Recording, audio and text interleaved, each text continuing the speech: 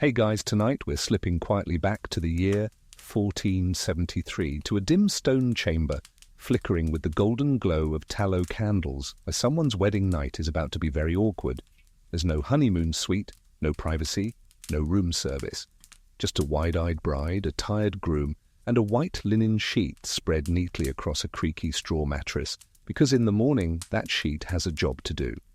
If it isn't stained red by sunrise, the entire marriage, possibly the entire alliance between two noble houses, could unravel faster than a badly woven corset. And you get to be there for all of it. Because, yes, in the 1400s, virginity wasn't a private matter. It was a political statement, a family fortune, a blood-splattered performance. And let's be honest, if you lived back then and were about to be married, you probably weren't going to survive the experience with your dignity or your anatomy intact. So, before you get comfortable, take a moment to like the video and subscribe. But only if you genuinely enjoy what I do here. And if you're listening right now from anywhere in the world, let me know your city and local time in the comments. I love seeing how far we've drifted across the map. Now dim the lights, maybe turn on a fan for that soft background hum, and let's ease into tonight's journey together. You hear the clatter of wooden shoes on stone as you step into the chamber, your fingers trembling slightly as you run them over the stiff sheet folded at the foot of the bed. It smells faintly of lye soap and rosemary, a token of good fortune, or maybe just an attempt to mask the fact that this whole room is, quite literally, built for display. In some towns, this was more than symbolic. In parts of medieval France and Italy, a practice called le droit de l'épreuve, the right of the test, meant the wedding night wasn't just observed, it was publicly confirmed. Families, sometimes even servants, would wait in the next room while the couple performed their conjugal duty. No pressure or anything. In noble houses, the sheets would be collected at dawn and paraded around like a trophy, often shown to witnesses or displayed from the window. A little blood? Fantastic. Honor preserved. No blood? Whispers would begin. Was she not a virgin? Had she been spoiled? Worse, was she barren? Of course, we now know this entire spectacle was built on a biological misunderstanding. Only a portion of women naturally bleed during first intercourse. And the hymen? It's not some unbreakable seal. It's a delicate, stretchy bit of tissue that can wear thin or tear from normal activities like horseback riding, dancing, or, say, sneezing too hard in church. But in the 1400s, science hadn't yet RSVP'd to the wedding, and even when physicians did weigh in, their advice was less than helpful. Medieval medical texts frequently describe virginity in terms of tightness, dryness, or even heat. Yes, they believed virgins were warmer. Some believed that a virgin's urine smelled different. Others thought you could spot a non-virgin by looking into her eyes. The logic was somewhere between astrology and fan fiction. But none of that mattered as much as the sheet, the sacred, blindingly white, heavily scrutinized sheet. Historians still argue whether most families actually checked for blood, or whether the drama was more ritual than reality. There's some evidence that the blood-stained sheet ritual was more common in noble or merchant families where land, money, and alliances were at stake. In peasant homes, a lack of proof might earn you gossip, but not a broken marriage contract. Still, even in those humbler homes, the belief that virginity had to be proven persisted, and so the tradition lived on.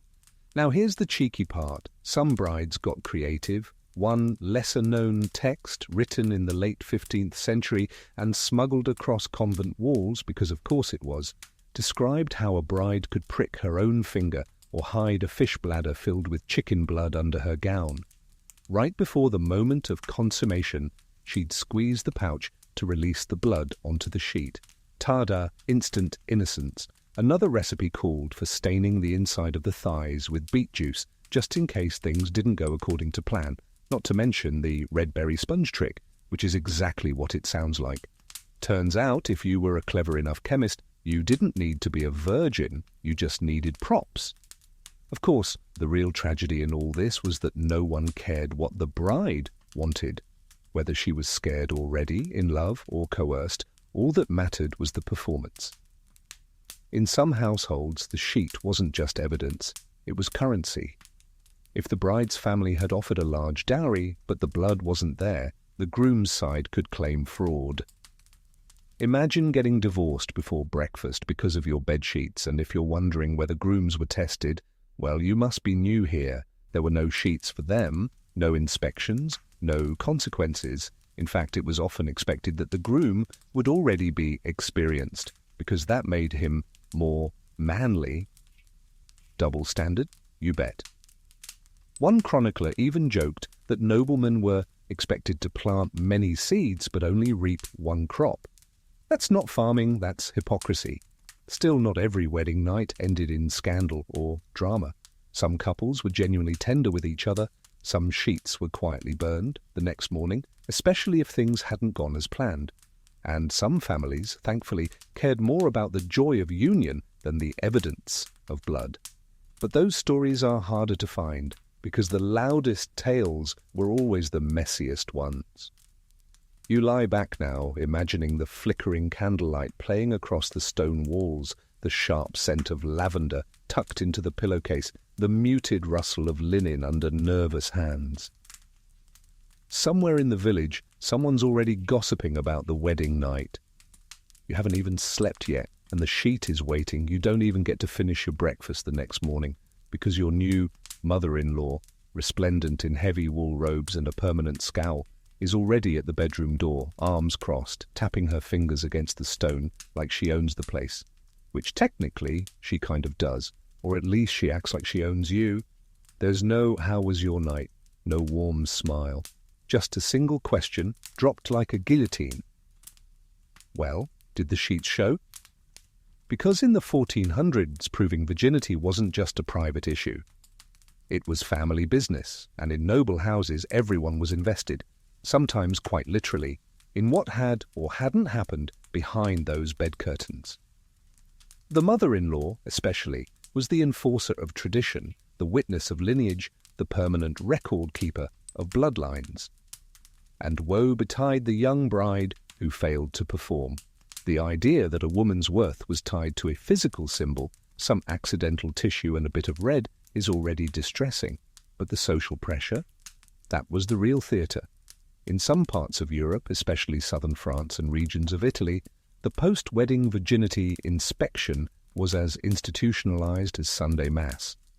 The mother-in-law, or a designated female elder, would come into the room shortly after sunrise and examine the linens with an expression of grim duty, like an accountant checking for fraud.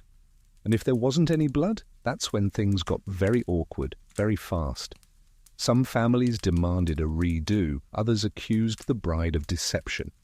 And in rare, particularly dramatic cases, the marriage was annulled on the spot. The dowry might be returned or kept. The bride might be sent back to her family in disgrace, wearing all white not for purity, but as a symbol of shame. And her family? They'd likely be ruined socially, politically, even financially. Now let's pause here and consider, what if the bride was a virgin and just didn't bleed? Well, too bad. The science of the time didn't make room for anatomical variety. It made room for blame. That's where your dear mother-in-law came in. In noble houses, especially those keen on keeping bloodlines pure and alliances intact, the bride's body was subject to scrutiny from the matriarch. Sometimes, before the wedding night even took place, the bride would be inspected by a female relative of the groom, usually the mother or an older aunt. It was humiliating, it was invasive, and worst of all, it wasn't considered optional. They'd claim it was for the bride's own protection, to certify her virtue and ward off accusations later. But really it was about control. The mother-in-law needed to ensure her son's new wife hadn't been, in her words, compromised. Never mind love or trust. This was dynasty management, and dynasties did not play. Sometimes the inspection was subtle. Questions, comments, sideways glances, poking around the bridal chest to see if the undergarments had been carefully preserved. Other times it was disturbingly literal. Reports from the period describe midwives and elder women tasked with examining the bride's body for physical signs of virginity, namely the hymen. Of course, as we covered earlier, hymens are not a reliable indicator of anything, but in a world where science mostly came from herbalists and theologians, physical inspection was seen as evidence enough. Now here's your first quirky little fringe tidbit of the night.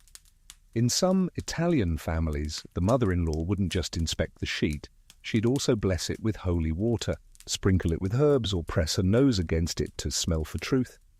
That's right, she sniffed it. Because if you're going to make someone uncomfortable, why not go all in? Sometimes the bride's own mother or a female cousin would be allowed to witness the event to balance the power, but that was rare. This wasn't a supportive moment, it was an audit, a cold one. The pressure wasn't just familial, it was communal. In many small villages, the bedroom scene spilled into gossip faster than spilled wine. Servants, stable boys, chambermaids, they all speculated. Sometimes the sheet was even shown publicly. In one chronicled case from 15th century Provence, the sheet was displayed from a second-story window with trumpets and bells, as if announcing a military victory.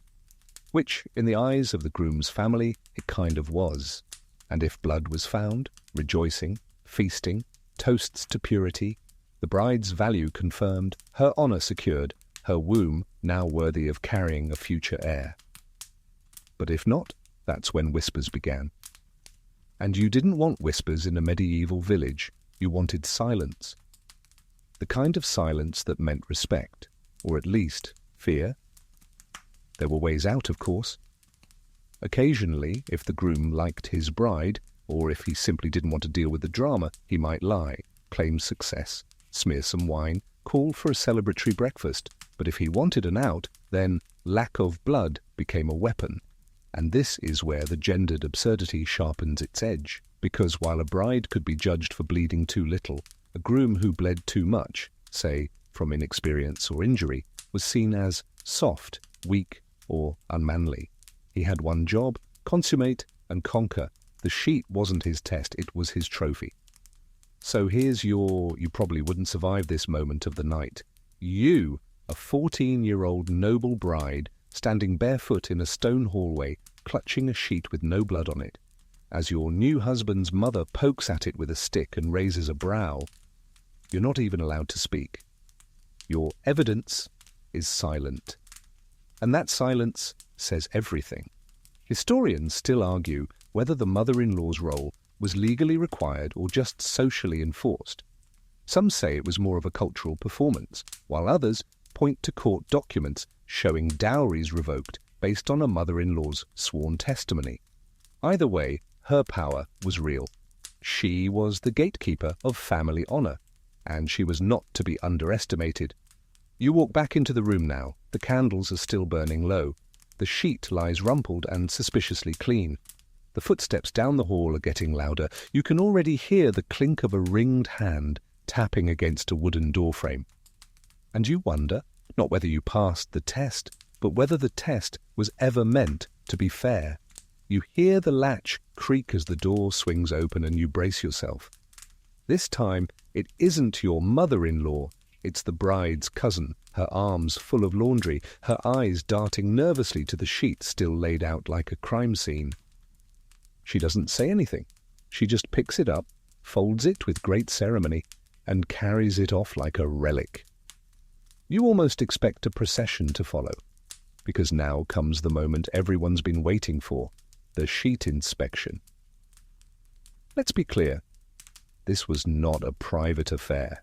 In noble households, the sheet was handed over to trusted elders, often women, who would gather in a quiet room, though sometimes quiet meant only semi-public, with servants loitering and rumours brewing like soup on a hearth. They'd examine the cloth closely for a telltale rust-coloured stain, some shred of physical evidence that the bride had bled on her wedding night. Even a dot of red could mean the difference between celebration and scandal. And if the cloth was pristine? Well, there were alternatives, because brides were taught how to prepare for this possibility. Quietly, of course, in secret, passed down from elder women who knew exactly how these games were played. One whispered recipe included drying sheep's blood and stuffing it into a thin bladder of fish skin. Something easily slipped beneath the bride's thighs during the act. Just to squeeze a well-timed shift, and voila, instant honor. Another trick involved red berries, usually elderberry or pomegranate, crushed and hidden in linen sachets. When warmed by the body, they could leak just enough color to stain a sheet. Brides learned how to keep their thighs pressed together to control the flow, how to twist just right, so the stain appeared in the right spot. It was choreography under duress. A third method? Chicken livers. No, really. Smuggled into the bedchamber in a cloth pouch and placed just under the sheet, they could be broken mid-embrace with a swift hand. The mess was convincing, too convincing in some cases. One tale tells of a bride who overdid it and left such a splatter that the midwives assumed she'd been attacked. The feast was delayed while people panicked over the volume of blood. Whoops. But all of these tactics required the same thing: silence, deception. The bride couldn't tell anyone she'd faked it, not even her new husband, especially not him. If he believed the performance, that was good enough. But if he didn't, well, then things got complicated. Sometimes, if there was no blood and no trick, the bride would be subjected to another inspection, this time by midwives. In certain regions, especially parts of Germany, Hungary, and northern France, experienced women were summoned the next morning to examine the bride's body for signs of recent intercourse. This wasn't medical, it was superstition wrapped in ritual. They'd look for redness, swelling, bruising, any indication that she'd been touched. And yes, they'd check for the presence of an intact hymen, even though by that point the hymen would obviously be gone if the marriage had been consummated. The logic was less circular and more pretzel-shaped. And the worst part? Sometimes midwives were bribed. There are documented cases, yes, really, where the bride's family paid midwives to confirm virginity, whether it was true or not. A nod here, a whispered phrase there, and the bride's future was secured, because a clean inspection could cost a girl everything. A favorable one could mean a dowry kept, a reputation saved, and a peaceful home life for a while. Here's your quirky fact of the night. One 15th century German household kept a locked chest labeled marriage linens that contained several blood-stained sheets, all of them forged. The same cloth was reused across multiple daughters and even lent to cousins. That's right. Virginity became a family heirloom. It's both resourceful and horrifying. Historians still argue whether these practices were common across all classes or restricted to the elite. Some suggest that in peasant villages the fuss over blood was less elaborate, more whispered, and often ignored entirely. If the couple seemed happy and the marriage seemed fruitful, people moved on. But in noble homes where land, money, and alliances depended on a girl's purity, the theatre had to be perfect. And not just for the bride, the groom too had a role to play. He needed to be convincing, confident, ready to claim success, whether he knew what he was doing or not. Some noblemen reportedly scratched themselves or used animal blood if they feared the bride wouldn't bleed, not to help her, mind you, but to protect their own reputations. If the sheet was clean and no explanation offered, he risked being seen as impotent. And in the 1400s, that accusation was no small insult. It was grounds for annulment. So in a twist of irony, men sometimes faked the woman's virginity to save face. The same patriarchy that demanded female chastity also demanded male virility, and both were measured by a cloth. You might think, well, this is all so elaborate. Surely people knew how flawed this was. And you'd be right. But belief is sticky, especially when wrapped in fear. And fear was everywhere. Fear that your daughter wouldn't marry well. Fear that your son's wife was spoiled. Fear that your lineage would be tainted. Fear of divine judgment. Fear of scandal. The entire house, sometimes the entire village, was built on fragile fabric. The tragedy, of course, is that the women who couldn't or wouldn't fake it were often the ones punished most harshly. Some were accused of infidelity, others were labelled barren, unnatural, or worse, witches. Because yes, there was a belief that if a woman didn't bleed, she might be cursed. And now, in your own candle-lit chamber, you hear the sound of celebration. Someone must have decided the sheet was satisfactory. You can hear clinking cups, laughter, a fiddle warming up downstairs. Your body aches. Your mind is still racing. But your family name is safe. For now. You lie back on the thin mattress, arms folded under your head, staring at the wooden beams above you. And you wonder, not for the first time, how much of this was ever really about you at all. You barely slept last night, and it's not just because of the creaky bed or the stale rushes scattered on the floor. It's the noise. The celebration downstairs has only just ended. Cousins drunkenly singing, dogs barking, chairs scraping over stone, and now, in the dim morning silence, your heart still thuds like a slow drum. Not from joy, not from love, but from relief, because the blood was there, or at least they think it was, and that's all that matters. The sheet, folded and slightly stiff, with drying marks, was passed from woman to woman with the reverence of a holy relic. Aunts nodded, servants curtsied, the midwife blessed it with lavender smoke and muttered something that may or may not have been Latin. Somewhere in the distance, bells rang. Not for you, but for some poor soul being married under the same system that just nearly crushed you. But before you can get too comfortable, someone knocks on the door again. This time, it's the matron of honor. Now, you may be picturing something romantic, bouquets, soft music, maybe a toast. But in the 1400s, the matron of honor wasn't a party planner. She was an enforcer. In many parts of Europe, particularly in upper-class households, the matron of honor, or designated elder female, would play an active, sometimes invasive role in the bride's transition into married life. It was her job not only to prepare you, but, in some places, to inspect you. Yes, physically, before the wedding night, because some families didn't wait until morning to check for virginity. They wanted insurance before the bride was handed over, like inspecting a prize horse before sale. So the matron, usually an experienced older woman who'd given birth many times, would perform the deed herself, or summon the midwife if she was feeling shy. The exam was called many things: the maiden's trial, the test of innocence, the proofing. And it was about as scientific as sniffing soup to guess the ingredients. They'd ask you to lie back, lift your skirts, spread your legs, and then they'd look. Sometimes they'd prod gently with a cloth. Other times, more invasive, 2 fingers, that infamous 2-finger test. If there was resistance, congratulations, your honor was confirmed. If not, well, explanations would be demanded. Of course, this test is now known to be completely unreliable. The tightness of the vaginal muscles varies between individuals. Some women are naturally more relaxed. Others might tense up under stress, you think. But in the 1400s, nuance was not welcome in the bedroom. Historians still argue whether this pre-wedding inspection was truly widespread or limited to particularly paranoid families.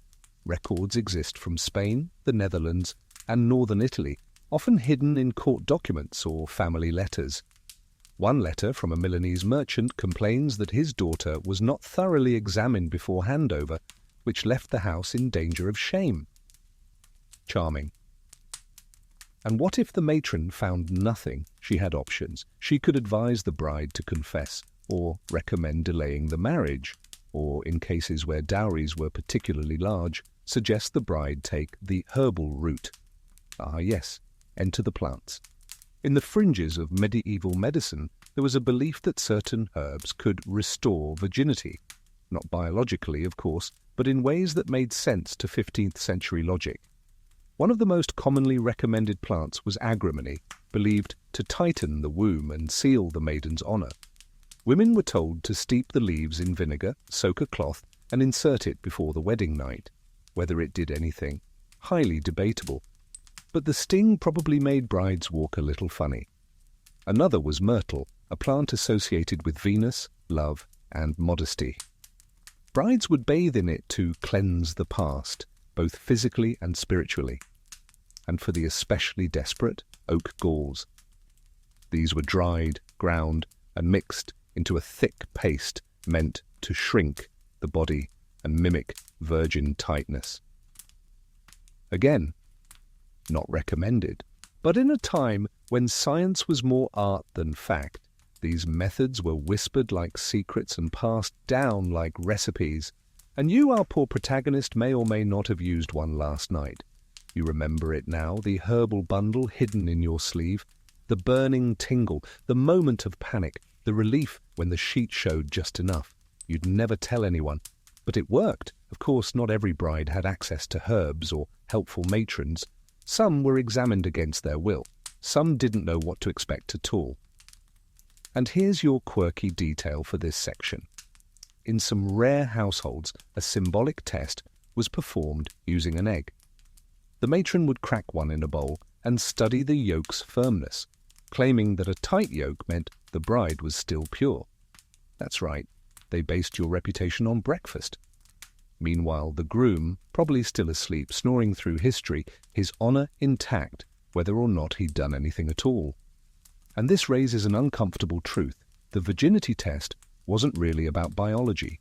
It was about control, about proving that a woman belonged to a family, to a husband, to a narrative that was never her own. Some women rebelled subtly. They ran away or confessed sins before marriage, hoping to escape scrutiny. Others tried to negotiate, agreeing to take the test, only if the groom took one too. That never went well. Still, not all matrons were cruel. Some knew the test was a farce and played along to protect the bride. They'd nod solemnly, whisper, "She's fine," even if she wasn't, especially if she wasn't. You stare at the fire now, the embers soft and orange, barely breathing in the hearth. The matron is gone.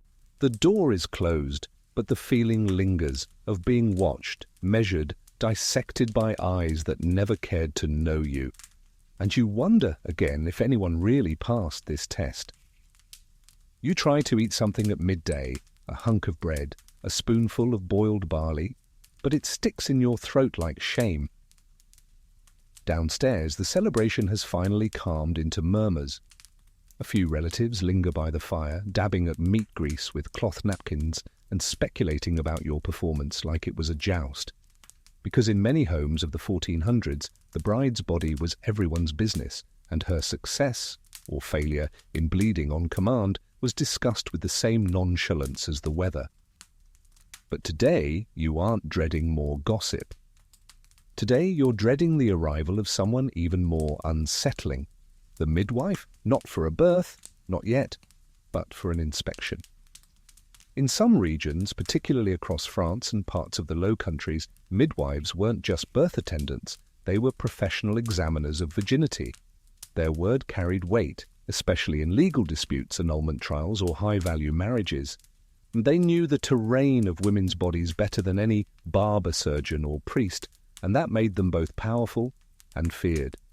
If your mother-in-law was the gatekeeper of honor, the midwife was its final judge. She arrives wearing a cloak the color of charcoal, her hands scrubbed clean, her eyes sharp. She doesn't smile, just sets down her satchel of tools, most of them entirely symbolic, like a rolled cloth or a dried sprig of rue, and asks you to lie down again.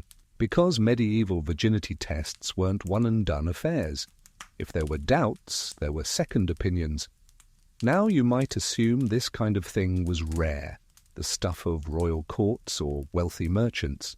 But no, even in modest villages, if a bride's status was questioned, if the sheet lacked blood, if the groom complained, if the mother-in-law wrinkled her nose, a midwife could be summoned, paid sometimes by the bride's own family, other times by the church. And her inspection? Well, let's just say it wasn't a science fair. Most midwives in the 1400s were trained through apprenticeship, not books. Their knowledge came from generations of whispered advice, herbal trial and error, and folk logic that mixed anatomy with astrology. To determine whether a woman was truly untouched, they might check for narrowness, dryness, or a hymen. But as we've already established, hymens don't reliably do what people think they do. Some would sniff the woman's breath, others would press a hand to her belly and claim to feel the womb's position. One French manual claimed a midwife could spot a false virgin by the way she walked into the room. Yes, her walk. Still, they took it seriously. To be accused of falsely declaring someone a virgin was a ruinous charge. So many midwives performed these checks with grim care, documenting what they saw, making notes, swearing oaths. Some even took purity tokens, a bit of cloth or lace, to signify their approval. And yet, like everything else in this system, it was deeply flawed. Historians still argue whether midwives believed their own assessments or simply played along with cultural expectations to protect women. After all, a favourable verdict could spare a bride immense suffering. An unfavourable one could end her marriage before it began, and sometimes it did. There's a particularly grim case from 1472 in Bruges where a young bride was examined by two midwives and deemed already known to man. The groom publicly denounced her, the marriage was dissolved, and the bride's dowry was confiscated. No evidence, no appeal, just the word of two women who may or may not have been pressured to say what the groom's family wanted. And if you're thinking, surely there were consequences for false accusations? Well, no, not really, because this entire structure was built not on proof but on appearance. The blood on the sheet, the midwife's report, the mother-in-law's satisfaction, it was all theatre. Elaborate, socially sanctioned, very itchy theatre. But midwives weren't just tools of oppression, sometimes they were quietly radical. Some understood the injustice. They knew virginity couldn't be truly measured. They'd give favourable reports, even when the signs were unclear. Others taught girls how to fake bleeding, how to insert herbs to mimic tightness, or how to clench muscles to simulate resistance. And here's your fringe fact of the night. In one rare account from southern Italy, a midwife refused to examine a bride because, in her words, God sees the soul, not the skin. She was exiled from her guild for the remark, but decades later, the quote ended up in a priest's sermon about mercy. Small rebellions can echo, but of course, not every midwife was sympathetic. Some were strict, conservative, eager to prove their authority.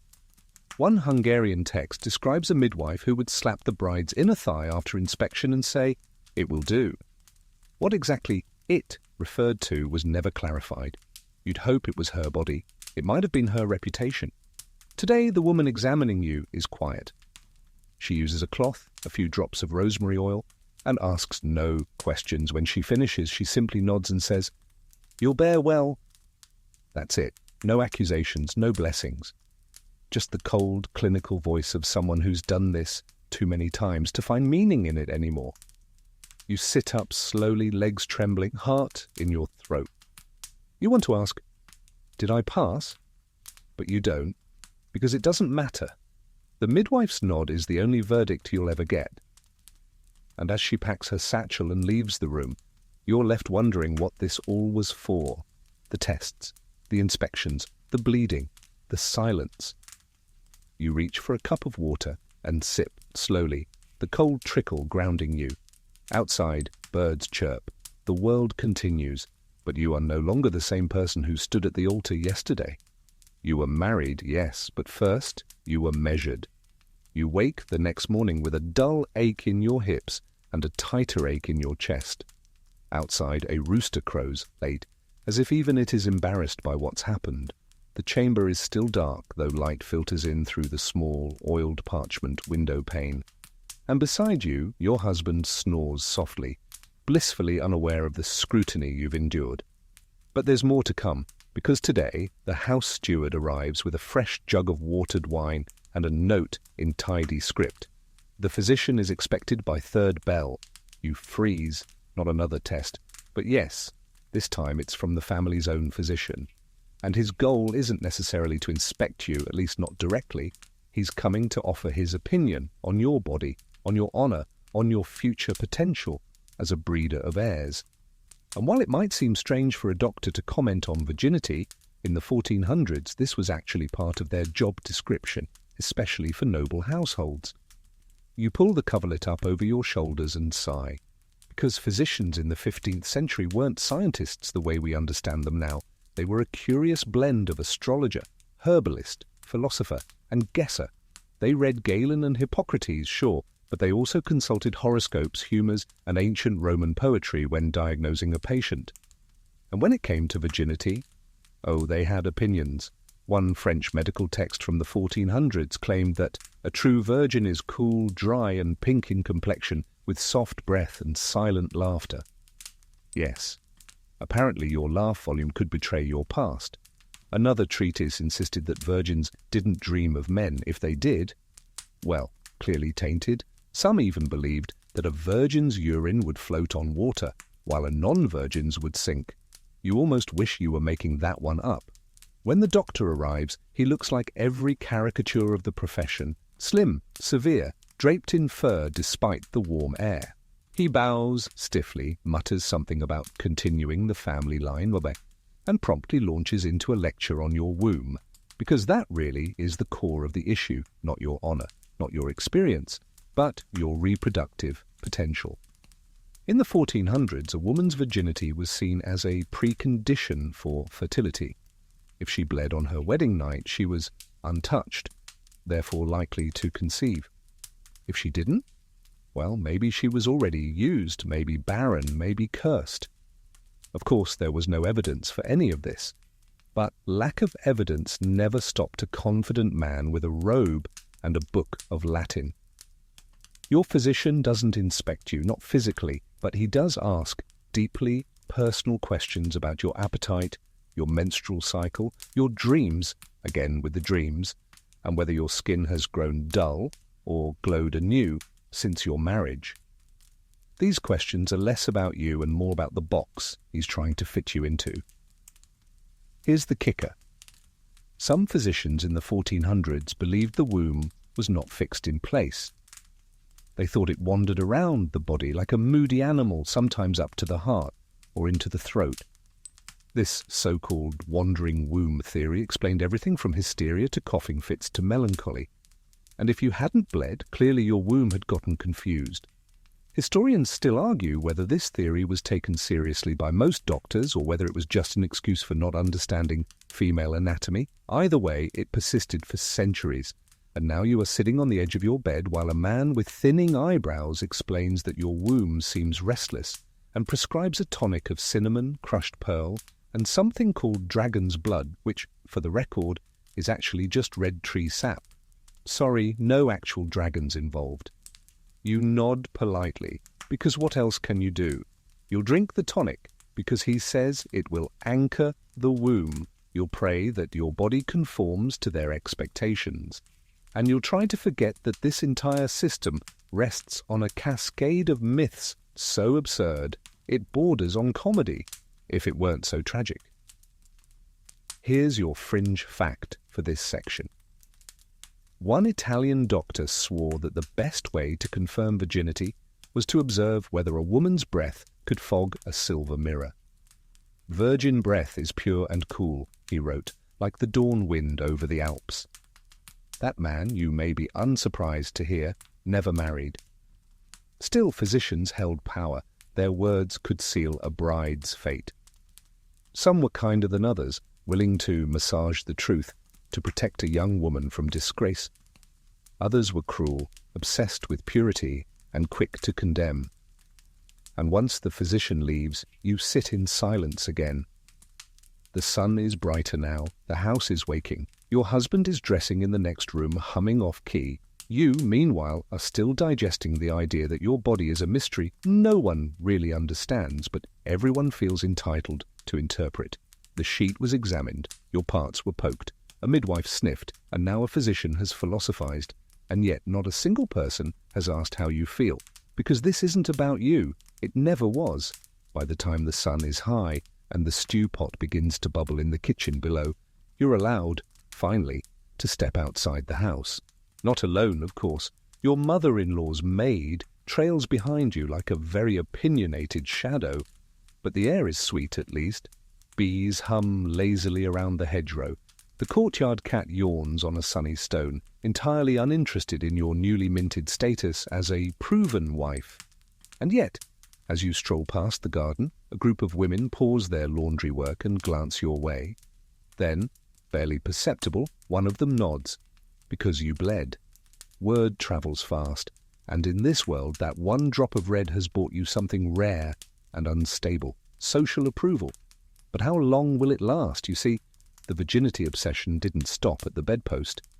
In the 1400s, people believed that a woman's entire body revealed whether she was pure or not, if not from blood, then from signs. And so the guessing games began. How did she walk? How did she speak? Did she blush? Did she laugh too loudly? There were entire folk systems of belief designed to decode a woman's innocence just by looking at her. In one Burgundian household record, a tutor wrote that a maiden's gait reveals her mind, loose hips, loose morals. Yes, hips. The way you swayed was considered a reflection of your chastity. Another text warned that women who glanced sideways or smiled with their teeth were likely to have known pleasure. If you looked too shy, you were hiding something. If you looked too bold, you were definitely hiding something. And heaven help the girl who walked with a bounce. That was simply scandalous. Historians still argue whether these assumptions were sincerely believed or just convenient tools for control. Probably both. What matters is that the belief system was so widely accepted, it didn't need evidence. It just needed repetition, and repeat they did. In one Venetian etiquette manual, a whole chapter was dedicated to proper maidenly posture. Women were advised to keep their chins low, eyes downcast, arms folded neatly, lest someone misinterpret their spine as sinful. It gets worse. Some claimed that a virgin could be recognized by the color of her fingernails. Others said the tone of a woman's voice would rise slightly after losing her virginity, though it's unclear whether this was attributed to physics or divine punishment. Here's your quirky fact for the night. In 15th century Poland, a bride suspected of dishonesty was asked to sit on a sack of barley. If the grains shifted too much beneath her, it meant she was loose. That's right, they turned her into a human scale. But perhaps the most surreal belief was that a virgin's eyes glistened more brightly. Entire poems were written about this mythical shine, suggesting that once innocence was lost, the sparkle went with it. As if life experience was some dimming veil you wore behind your pupils. And of course, these signs were always applied after the fact. If someone didn't bleed on her wedding night, they'd start combing through her habits, her body language, her conversations from months before, trying to find proof that she was always suspicious. Retrospective purity tests based entirely on vibes. You shift your weight now, standing near the herb garden, aware of your posture. You try to walk evenly, smoothly, like someone who's done nothing wrong, whatever that even means. Your maid offers you a dried plum and mutters, "They're watching." She means the women by the well. You smile politely, unsure whether smiling is a mistake. And that's the cruelty of it. The test never ends. Even if the sheet was stained, even if the midwife nodded, even if the physician gave his shrug of approval, your every movement will now be scrutinized. You'll be judged for how soon you bear a child, for how often you speak, for whether your body changes appropriately as a new wife should. And if something seems off, the whispers return. There are records, many in fact, of women accused of having been with someone before marriage, months after the wedding. A subtle shift in gait, a different laugh. Even weight loss could spark suspicion. And once that suspicion took hold, it didn't let go. Sometimes the husband would accuse his wife of tricking him, claim he'd been fooled, demand that the marriage be dissolved, sometimes just for political reasons. The lack of blood became a retroactive excuse to undo inconvenient unions. Sometimes it was pure control. The English court records of 1481 include a case where a husband claimed his wife had changed her gaze and must have been untruthful from the start. The case was thrown out by the judge, but the woman's reputation never recovered. And so back in your own shoes, you move carefully, you walk like someone being painted, you sit like someone auditioning for sainthood, you nod, you smile, you stay quiet, because even though the performance is over, the critics are still watching. By the time the bells toll for Vespers and the house quiets down again, you think, maybe, you're in the clear. The sheet was stained. The midwife nodded. The physician muttered something vaguely approving about your balance of humours.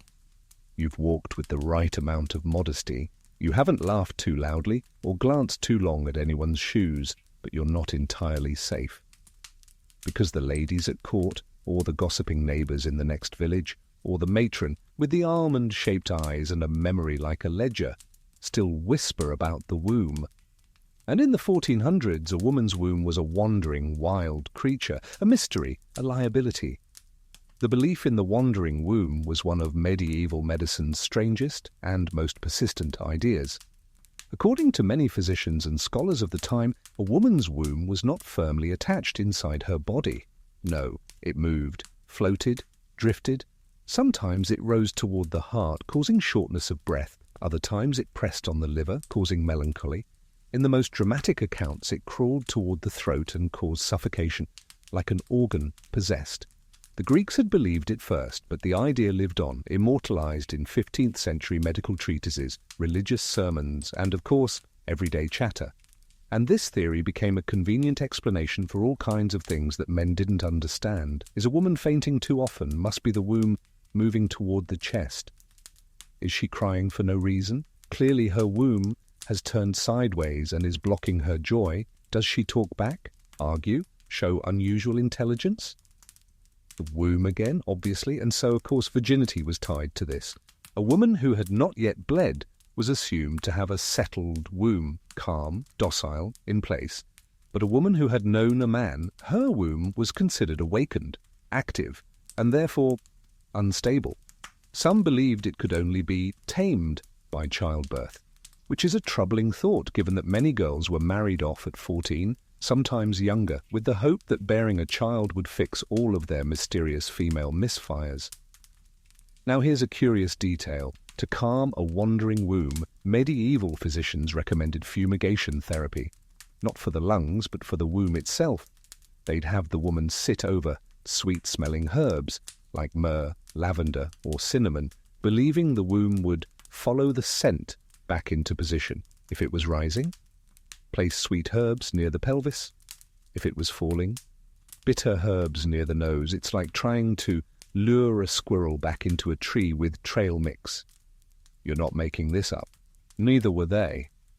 The irony, of course, is that many women did feel better after these treatments, not because the womb actually moved, but because warm herbs and gentle rituals offered some comfort in a world where their bodies were otherwise treated like hostile territory. Historians still argue whether this was more superstition than medicine, or whether physicians actually believed the womb was mobile. Some suspect it was a metaphor taken too literally. Others think it was simply the best they could do with the tools they had, and a heap of fear-based tradition. Either way, the belief gave rise to countless cures for female problems that ranged from the relatively harmless herbal teas and warm baths to the absurd and dangerous, bleeding, blistering, even applying hot irons to the abdomen to drive the womb downward. That last one was rare, thank goodness, but not unheard of. In your case, no one's brought out the iron tongs just yet. But the midwife did press a warm bundle of herbs into your lap this morning and mutter to settle the root. You thanked her, then burned the cloth the moment she left the room. There's something eerie about knowing that so many women before you endured the same rituals, the same whispers, the same fumigations. Some of them believed it. Some played along. Some probably just closed their eyes and hoped no one lit anything too close to their thighs. But here's your fringe tidbit. One 15th century nun-turned-herbalist wrote a secret tract arguing that the womb wasn't wandering, it was wise. It moves, she wrote, because it is looking for peace. That line was later scratched out by the abbot who reviewed her work, but it survived in a marginal note, scribbled by a scribe who clearly had opinions. And honestly, that's the best theory yet, because in this world, your body is a puzzle no one seems interested in solving. They'd rather name it wild than admit they don't understand it. You pull your cloak tighter around your shoulders and sit by the hearth, watching the fire crackle in the fading light. Somewhere above you, pigeons rustle in the rafters.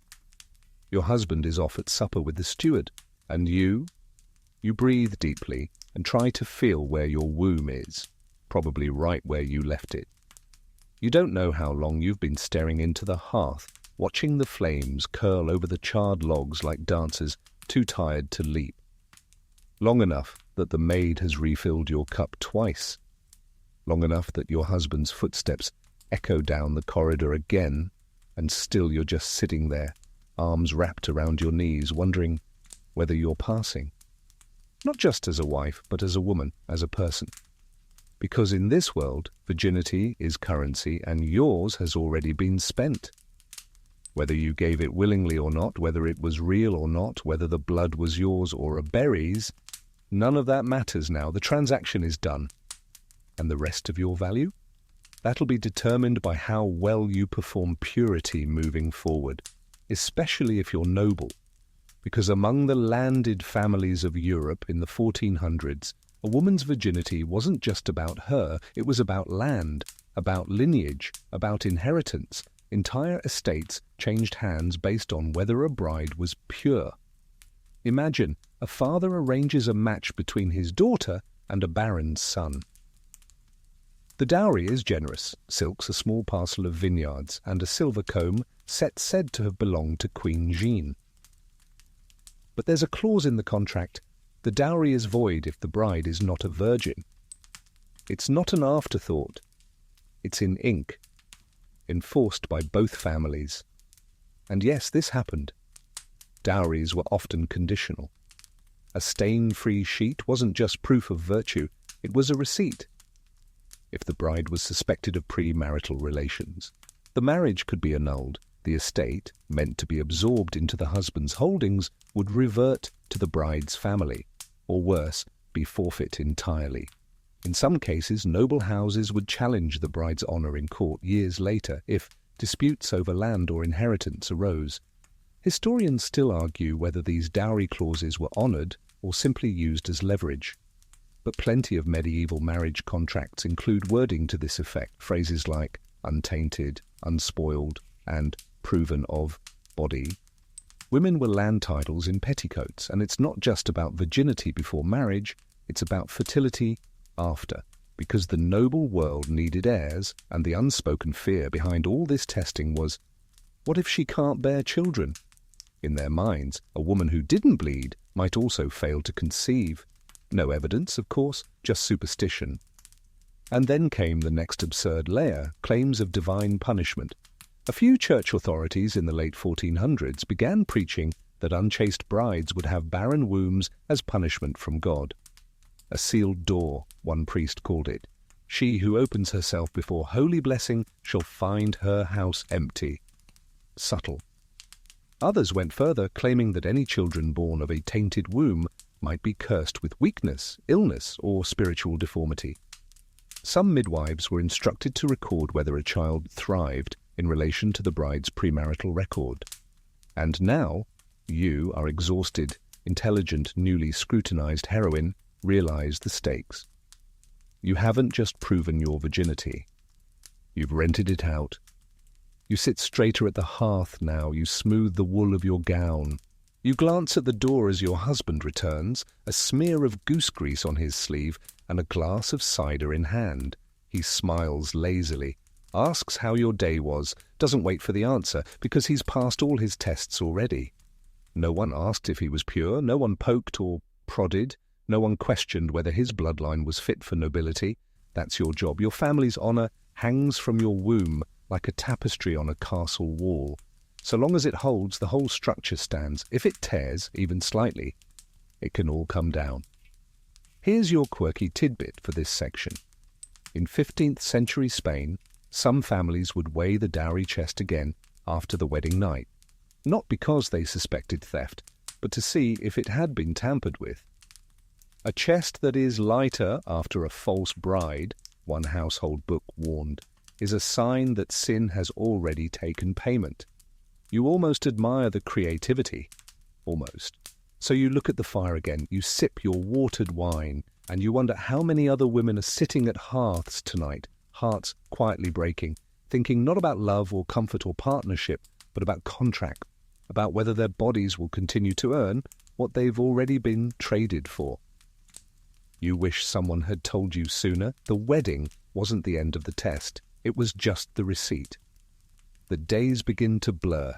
Breakfast, chores, obligatory smiles, and always the subtle pressure curling in the back of your mind like ivy, clinging, tightening. When will the child come? Because you're not just a wife now, you're a vessel, a proving ground, and everyone is watching your belly more closely than they ever watched your face.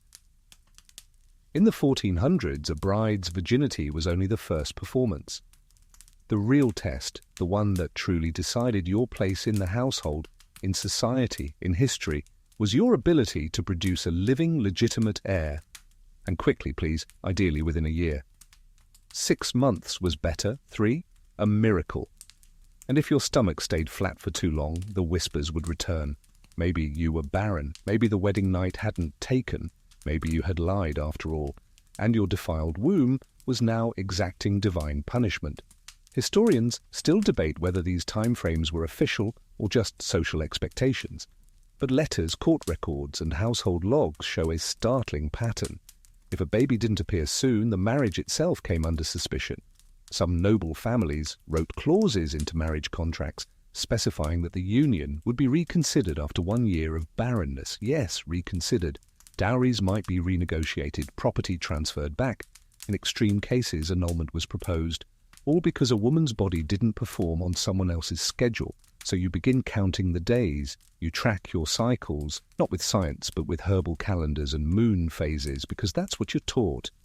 The midwife gives you bitter teas and prayers. Your maid whispers about keeping your belly warm with onion poultices. Your mother-in-law watches your appetite with all the tenderness of a prison warden. And your husband? He thinks all of this is natural, expected.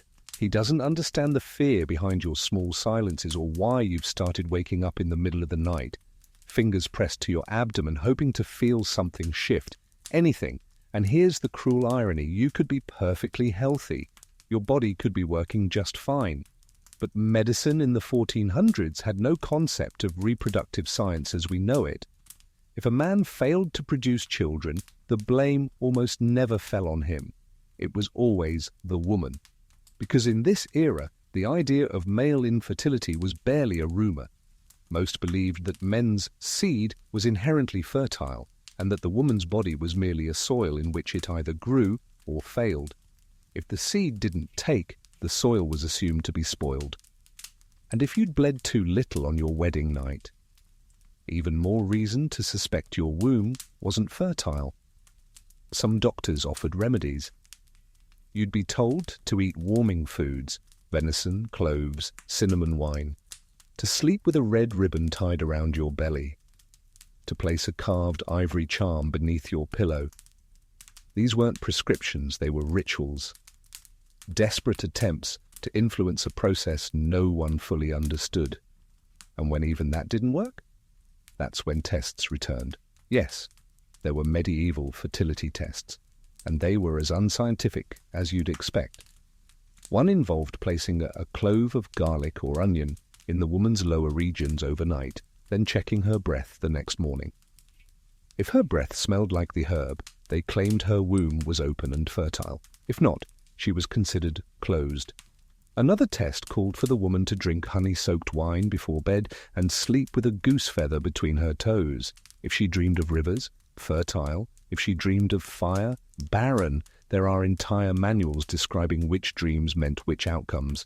And here's your fringe fact. In 15th century Germany, one fertility expert suggested tying a frog in a silk pouch and wearing it around the waist for 7 nights.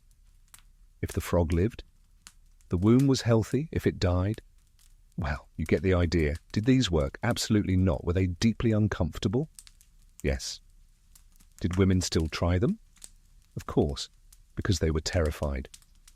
You too feel the terror setting in. It's been 2 months since the wedding, nothing yet. Your appetite wavers. Your belly is still flat. The older women begin leaving fertility tokens in your chamber. Small wax dolls, pouches of rose seeds, carved bits of you. The symbolism is not subtle. You pretend not to notice. But when you bathe, you check your reflection for signs. Does your skin glow a little more? Have your hips softened? Have your dreams shifted? You don't believe in the tests, not really. But belief isn't the point. The people believe, and you live under their gaze. And here's the thing, no one tells you your virginity wasn't just a one-time check mark. It was the first step in a chain reaction of expectations. Bleed, conceive, bear, and repeat. Virginity, then fertility, then motherhood. Fail at any stage and the suspicion returns. Maybe you weren't a real virgin after all. Maybe the tests were wrong. Maybe the shame should still apply. So you wake early every morning before the birds and sit by the window. You press your hand against your stomach. You count the days again. And you wonder, with each flutter in your gut, if it's the beginning of something. Or just last night's barley stew. It's market day. You walk through the town square under the weight of a veil that feels heavier than your entire gown. Not because of its cloth, but because of the dozens of eyes that follow it. Whispers roll in like the tide, low and smooth, punctuated by clucks of sympathy or smirks half hidden behind hands. You smile politely. You straighten your back. You stop to inspect a basket of pears you don't really want, because you are now something very specific in your neighbour's eyes, a noble bride 2 months into marriage without a bump to show for it. And for many in the 1400s, that meant only one thing. Something must be wrong. It's not enough to be married, not enough to have bled or passed your inspections or sipped your cinnamon tonic like a good girl. No. The final verdict on your virtue is whether you can make life. Which is ironic, because no one has taught you how any of it actually works. Your mother never explained conception. Your maid, when pressed, offered cryptic advice about drinking mint water and never sleeping on your left side. And your husband? He seems content to assume you'll know when the time comes. You don't. You just know you're supposed to wait, to feel something, to bloom like a fig tree in spring. You've never seen a fig tree. In this town, the standards of purity stretch far beyond the body. They seep into your posture, your cooking, even your shopping habits. Women who purchase too much garlic, too fiery, saffron, trying to seduce. A maid once told you that if you eat duck eggs more than once a week, you risk being seen as lustful. You think she was joking, but you never bought duck eggs again. And yet the rules twist further when pregnancy enters the picture. Now, every woman who glances at your waist is asking a silent question. Has she conceived? And if not, why not? Because in noble and merchant classes alike, a delay in childbearing casts retroactive suspicion on everything. Maybe the marriage wasn't consummated. Maybe the blood on the sheet was fake. Maybe the midwife was paid off. Maybe, just maybe, you were never a virgin to begin with. And so the purity performance resumes. You must appear hopeful but modest, fertile but not eager. Your skin must glow but not flush. Your belly must be flat, but your meals healthy. You must talk of children without suggesting you long for them. That would be unbecoming. And heaven help you if you mention fear. Fear is ungrateful. You pass the baker's stall where 2 older women gossip beside a basket of stale rye. One points subtly at your midsection. The other nods, lips pursed. They say nothing to you. They don't have to. You tighten your shawl. Back home, the midwife visits again, uninvited. She presses your hands, peers into your eyes, and declares you hopeful. She recommends sleeping with rosemary under your pillow and gives you a pouch of conception stones, little smooth rocks to keep tucked beneath your mattress. You thank her. You don't ask where the stones came from. You already know, the riverbed behind the chapel. Here's your quirky detail of the day. In 15th century Bohemia, women trying to conceive would hang their wedding sheets out to dry in the moonlight, not to clean them, but to recharge their fertility. Some even embroidered tiny stars into the corners of the linen. A moon-blessed sheet was believed to encourage conception, just as a sun-dried sheet burned away bad luck. You wonder if the sheet you bled on has seen the moon. You hope it's not been burned.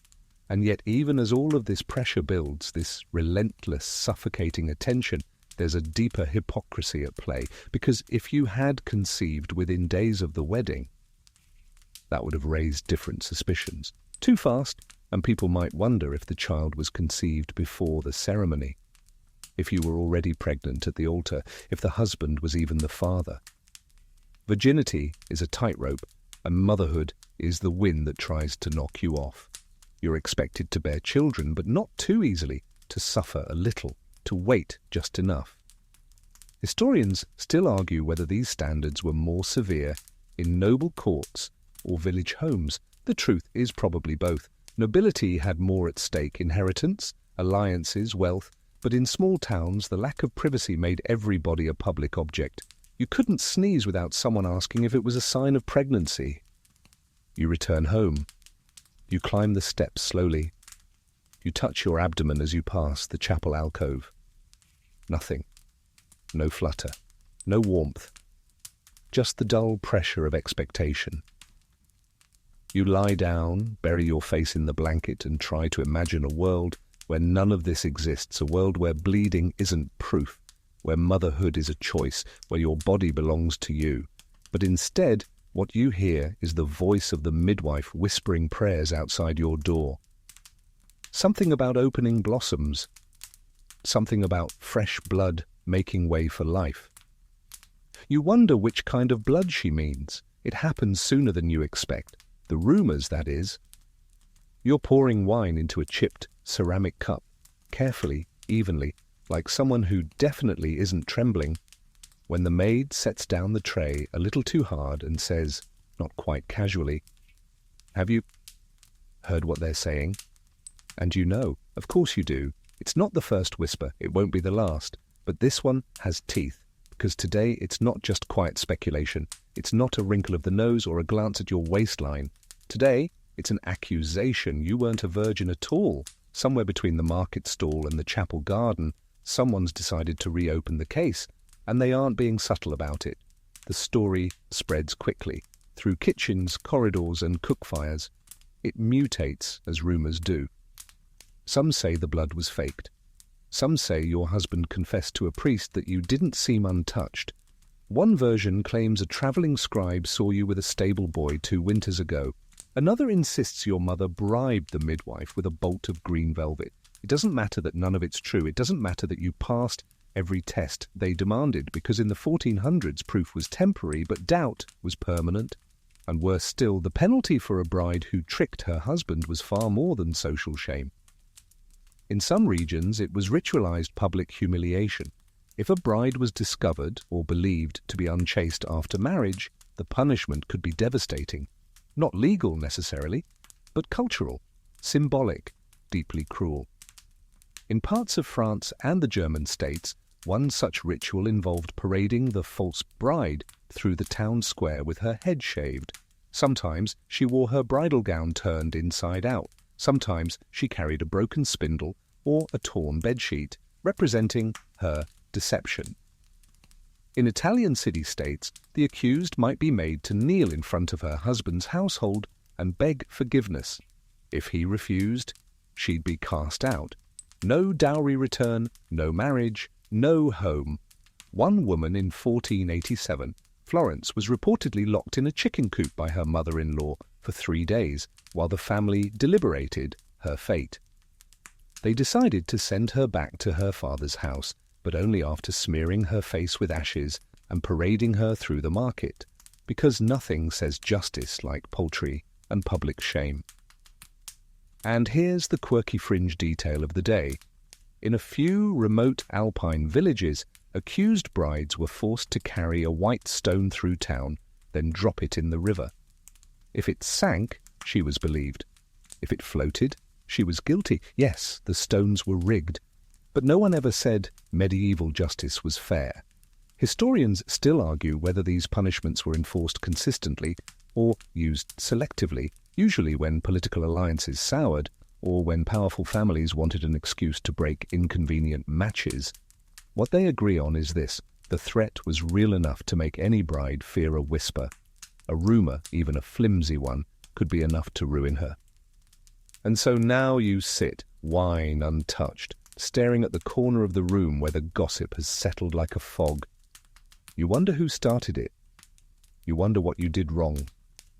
You remember the way you smiled at the steward's daughter last week? Just being polite. You remember laughing too loudly at supper 2 nights ago. You remember the way your veil slipped in the wind while you were tending to the herb pots. It could have been anything. It could have been nothing. But now your husband is quieter. He doesn't take your hand at table. Your mother-in-law has taken to praying near your chamber door at odd hours. Even the kitchen maid doesn't make eye contact anymore. You try to defend yourself, to say the right things, to be calm, to be reasonable. But there is no defense, because purity, once questioned, cannot be reclaimed. Not in their eyes. It doesn't matter that you bled, that you passed the inspection, that the physician deemed your womb appropriately anchored. All it takes is one person with a loose tongue and a grudge, and then your body becomes the center of public theatre once again. You wish you could peel off your skin and hang it over the banister like a shawl. You wish you could shout, "Why, what more do you want from me?" But no one asks. No one ever asks, because they aren't interested in the truth, only in the ritual of punishment. You lie in bed that night, face to the wall, blanket pulled over your head. Your husband's breathing is slow, steady. You can't tell if he's sleeping or pretending. You whisper the same prayer you've whispered for weeks now. Let them forget. Let them move on. Let me vanish into acceptability again. And if not, let the stone sink. By morning, you know the blood won't be enough anymore. The sheet, now folded and tucked away in the household chest, has lost its magic. It served its purpose once, briefly, but public memory in your little corner of the 1400s is short when it's inconvenient, and long when it's cruel. So you do what many clever brides before you have done. You prepare to fake it again. Because here's a strange truth of medieval life. Sometimes, even after the wedding, after the consummation, after all the inspections and holy water and nodding midwives, a woman had to prove her virginity a second time. Yes, really. Whether because of gossip, political manoeuvring, or a change of family power, a new husband could claim he had doubts. And if the marriage had not yet produced a child, or if he simply decided he didn't want the match anymore, he might argue that the bride had lied, that the initial evidence was forged, that the marriage should be annulled. And once that claim was made, the burden fell back on you. So, more blood. The second time around, it wasn't about ceremony, it was about strategy. You had to make the lie look like truth revisited. There were a variety of known tactics, passed down like recipes, whispered between chambermaids, written into the margins of herbal books in cramped, ink-smudged Latin.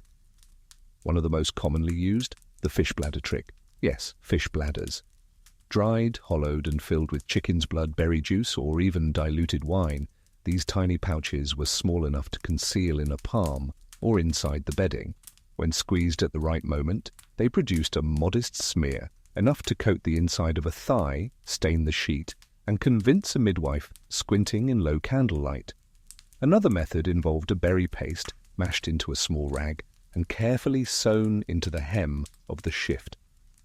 If a woman knew the moment of testing was coming, say after a public accusation, she could smear her own thigh in advance or press the paste into the sheets before anyone came to collect them. In especially theatrical households, some brides hid small animal livers under the mattress. Delicate and bloody when broken, they provided the right texture, the right colour, and a certain dramatic flair. You never thought you'd be considering these things, but today you are. You sit at your dressing table, comb in hand, staring at the reflection of a woman who no longer recognizes herself. The high veil, the quiet gaze, the hands that no longer tremble because they've been clenched so long they've simply forgotten how to shake. Your maid arrives with a small bundle wrapped in linen. She doesn't speak. She doesn't have to. Inside is a pouch of sheep's blood, sewn into a hollow of goat intestine, slippery, warm. Ready? You stare at it for a long moment before nodding once, carefully. Because even though you know it's a lie, they don't care. They just want the performance to continue. Here's your quirky fringe detail. In a few parts of Eastern Europe, young women were sometimes taught to prick their thigh with a needle and let a few drops fall into the sheets. One particularly precise method involved tying a small silk ribbon just above the knee to slow circulation, so the blood pooled more readily. One girl wrote in a private diary that she practiced it with beet juice and embroidery needles until she got it just right. And this is what it comes to. Your body isn't a temple, it's a stage.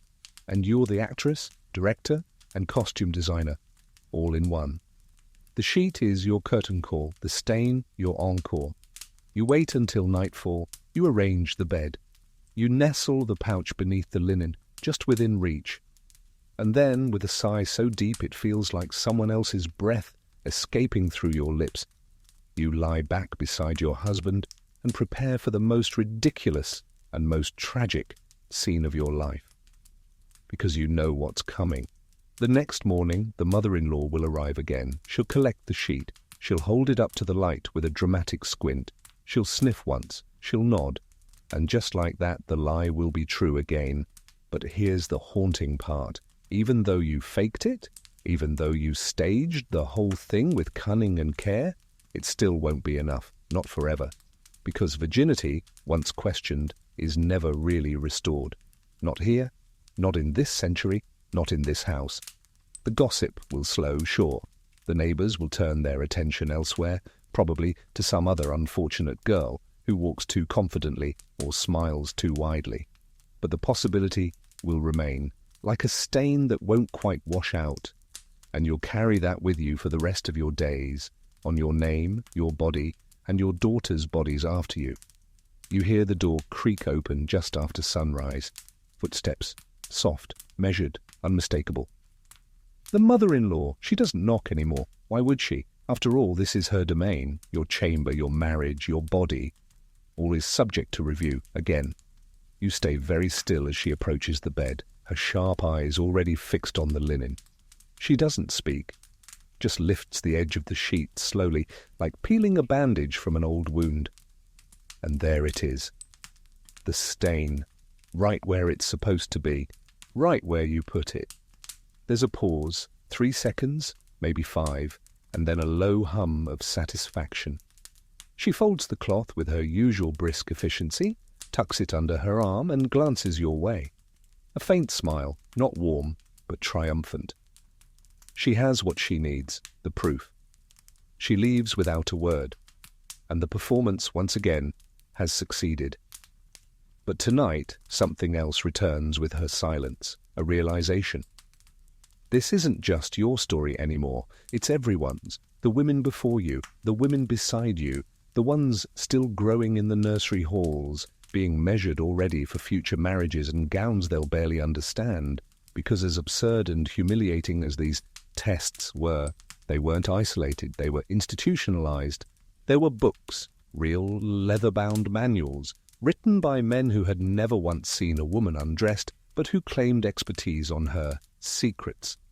They laid out techniques for confirming virginity and spotting deception like recipes in a cookbook. One popular text from Paris circa 1435 included a full chapter titled De Virginitate Feminarum, on the virginity of women, which detailed such gems as the maiden's breath shall smell of lilies, her urine clear as morning rain, her eyes, if pure, shall not return the gaze of a man. You try not to laugh, you fail, you cover your mouth with the bedsheet. And yet these ideas were copied, circulated, whispered into courts, and printed into the minds of every midwife, matron, and magistrate. They became law, even if not legally codified. Social law, family law, moral law. Historians still debate which of these manuals were actually used and which were written more for academic posturing, but there's no debate about the results. Girls were judged against impossible checklists, and the punishment for non-compliance was anything from shunning to annulment to something far more visible. Public shame rituals varied by region, but some were truly grotesque. In Florence, a woman accused of faking her virginity might be forced to walk barefoot through the marketplace with her hair unbound and her shift stained red on purpose, as if to mark her with the very thing she failed to prove. In Bavaria, certain town councils authorized a symbolic cleansing, where accused brides were dunked in rivers under the pretense of washing away deception. Not for hygiene, for humiliation. In one chilling account from Normandy, a girl's family was made to return her entire dowry, plus double restitution, for her alleged dishonesty. Her brothers were forbidden from marrying until the scandal was balanced. They left town, she stayed, alone, and yet some women fought back. In the margins of one such legal case, a clerk scribbled a curious note. She claimed her husband had bled, not she, and so she kept the sheet and showed that. It was bold, slightly unhinged, beautiful. Another story, more likely legend than fact, tells of a bride who sewed a tiny swan feather into the hem of her wedding sheet, knowing full well she would not bleed. When the sheet was inspected and the midwife held it to the light, the feather caught the sun and shimmered. "She is pure," the midwife declared, "for the swan has flown." That sheet was never questioned again. Here's your quirky tidbit for this chapter. In a remote Scottish village, it was believed that a true virgin could not boil water on her first morning as a wife. Any pot she touched would go cold. So brides often slipped bits of iron into their aprons to confuse the spirits. If the water boiled, it was declared a miracle. If it didn't, well, no one ever admitted that. You too now have your tricks, your fish bladder, your secrets, your maid with the knowing eyes. You've survived 2 proofs now, each more ridiculous than the last. And with each one you grow a little sharper, a little colder, a little less surprised by how far this society will go to guard an idea no one can truly define. Virginity here isn't something you lose, it's something they take, piece by piece. And still you have to thank them for it. You rise from bed, dress in silence, and place a folded ribbon on the windowsill, your own private marker of the day's performance. Outside, the wind stirs the ivy. Below, the household stirs to life. Somewhere your husband laughs, you don't. You tie your hair back slowly, deliberately. Because if you have to play this game again, you'll play it better. The first time, it was about survival. The second time, about control. But by the third time they come to question your purity, it starts to feel like something else entirely, like sport. You know it's coming before it even reaches your ears. You can feel it in the careful silences at supper, the too polite inquiries about your wellness, the way your mother-in-law lingers a little too long at the door to your chamber. The wind shifts, and with it, the household mood. And so you sit straighter, you smile more, you keep your voice soft, and your footsteps quieter than a mouse on velvet. Because once again, you are not a woman. You are a case.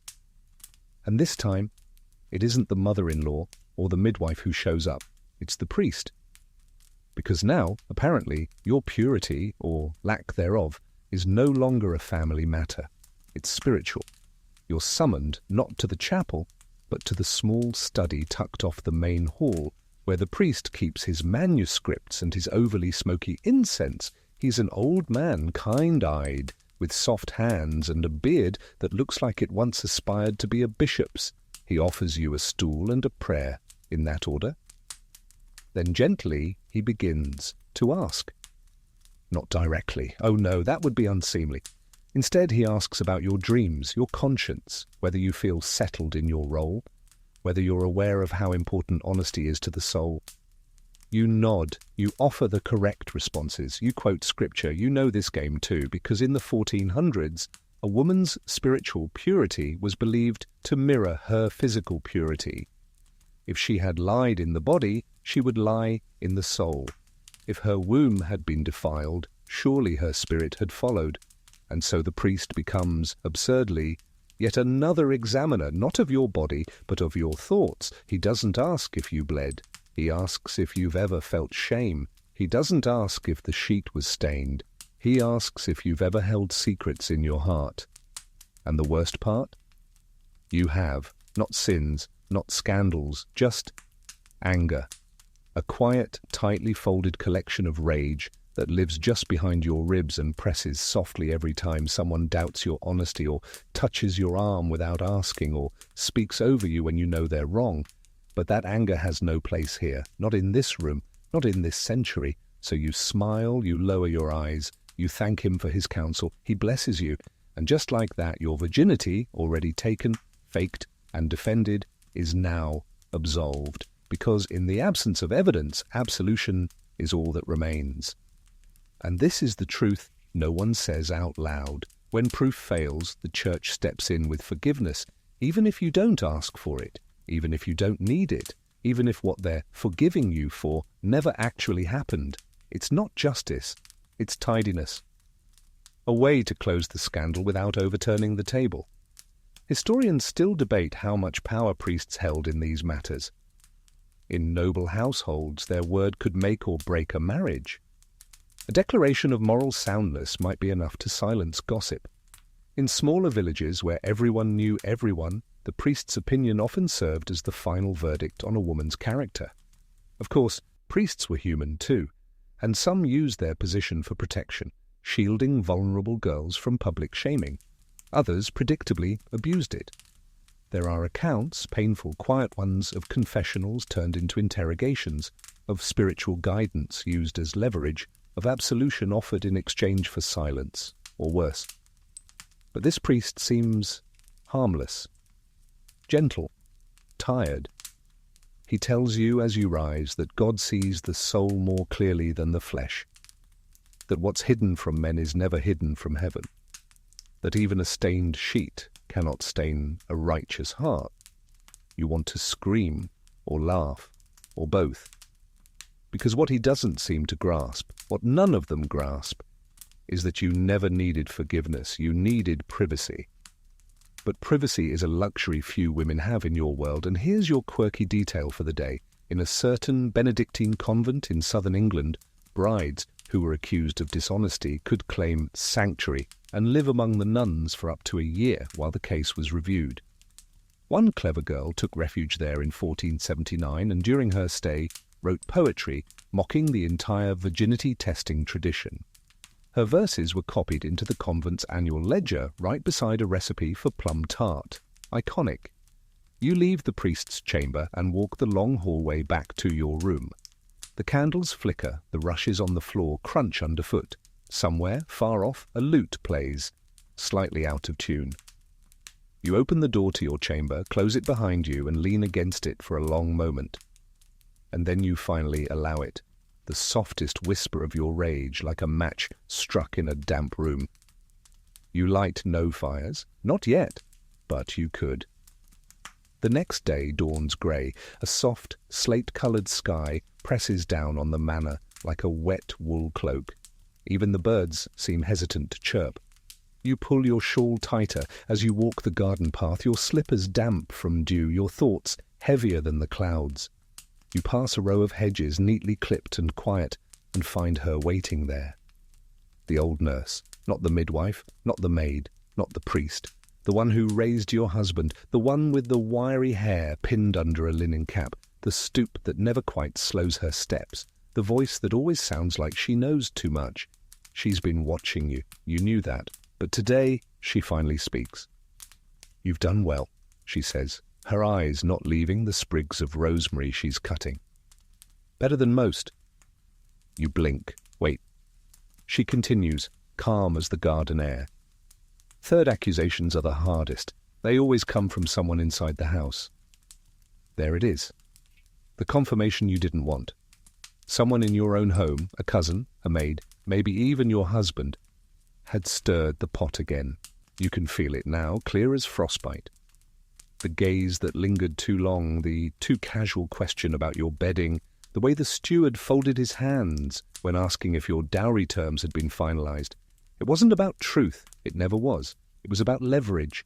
Because in the 1400s, a woman's virginity wasn't just a symbol, it was a tool, something to be used, revoked, renegotiated, a way to change the terms, and those terms, they were carved into contracts like commandments. If the bride was found impure, the groom's family could return the dowry. If she failed to produce a child, they could challenge the match in court. If she was accused of deception 3 times or more, they could even push for banishment. Some contracts were written with sunset clauses, a charming name for an awful idea. These clauses allowed the groom's family to reconsider the marriage after a certain period of evaluation, usually a year, sometimes less. You, at month 3, are firmly in the evaluation window. The nurse sets down her shears and straightens slowly. "I've seen 27 brides in this house," she says. 17 bled, 9 faked it. 1 never had the chance. You don't ask what happened to that last one. You don't need to. She gestures to the rosemary. "For your pillow, calms the stomach, clears the air." You thank her, not just for the herbs, for the honesty, because here, in the garden, with no midwives or mother-in-laws or silver-chased ledgers, someone finally says what you already know, that this was never about you. It was about control. The body, yes, but also the name, the lineage, the money, the shame. And even now you're being weighed, not in pounds or stones, but in value. In how useful your reputation is, how compliant your silence, how predictable your responses. They're measuring whether the cost of keeping you is still worth it. You remember suddenly a conversation months ago before the wedding, a passing remark from your aunt. "Be careful whose household you marry into. Some families never believe they've truly won you." And she was right, because here even your victories are seen as suspicious. Even your careful obedience is measured for weakness. Even your truth is treated like a forgery unless stamped by enough hands. Here's your quirky historical tidbit.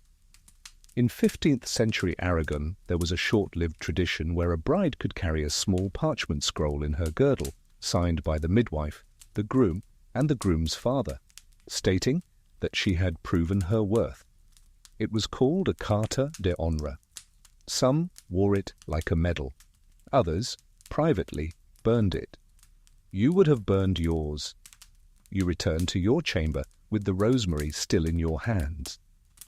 The room smells faintly of wax and damp linen. Your husband's boots are by the door, his cloak tossed over a chair. He's out hunting or fencing or trying not to be here. You sit by the hearth and stare into the quiet embers. And that's when you understand something else. You've passed the tests. All of them, and still they're not finished with you. Not until you produce a child. Not until that child is the right gender. Not until the house is satisfied, which means this entire structure, this palace of performance, of inspections, of bloody sheets and scented herbs, is not a one-time ordeal. It's a system, a cycle. And it runs on your exhaustion. You close your eyes, breathe in rosemary, and quietly begin to decide for the first time what you want. Not what they require. Not what the scrolls say. Not what the priest absolves or the midwife confirms. Just what you want. And that, perhaps, is the most dangerous idea of all. The storm arrives that night. Not a metaphor for once, but a real one. Heavy clouds. Thunder that shakes the beams. Wind that slips through the shutters like an uninvited thought. The kind of weather that makes servants cross themselves and old dogs whine under tables.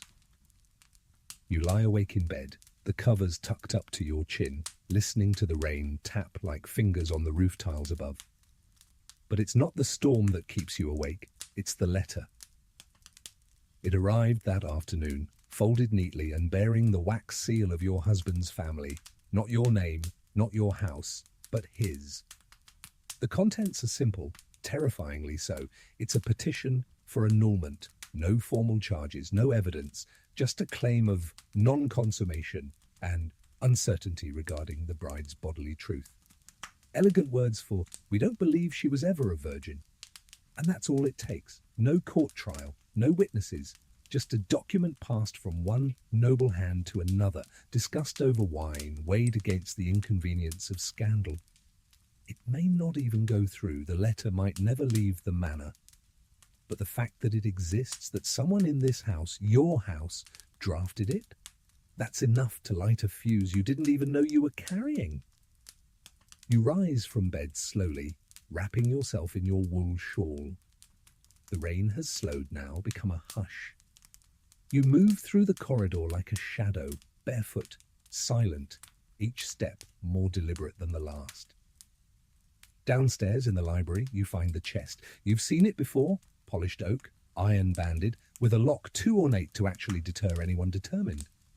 It holds records, contracts, letters, including now yours.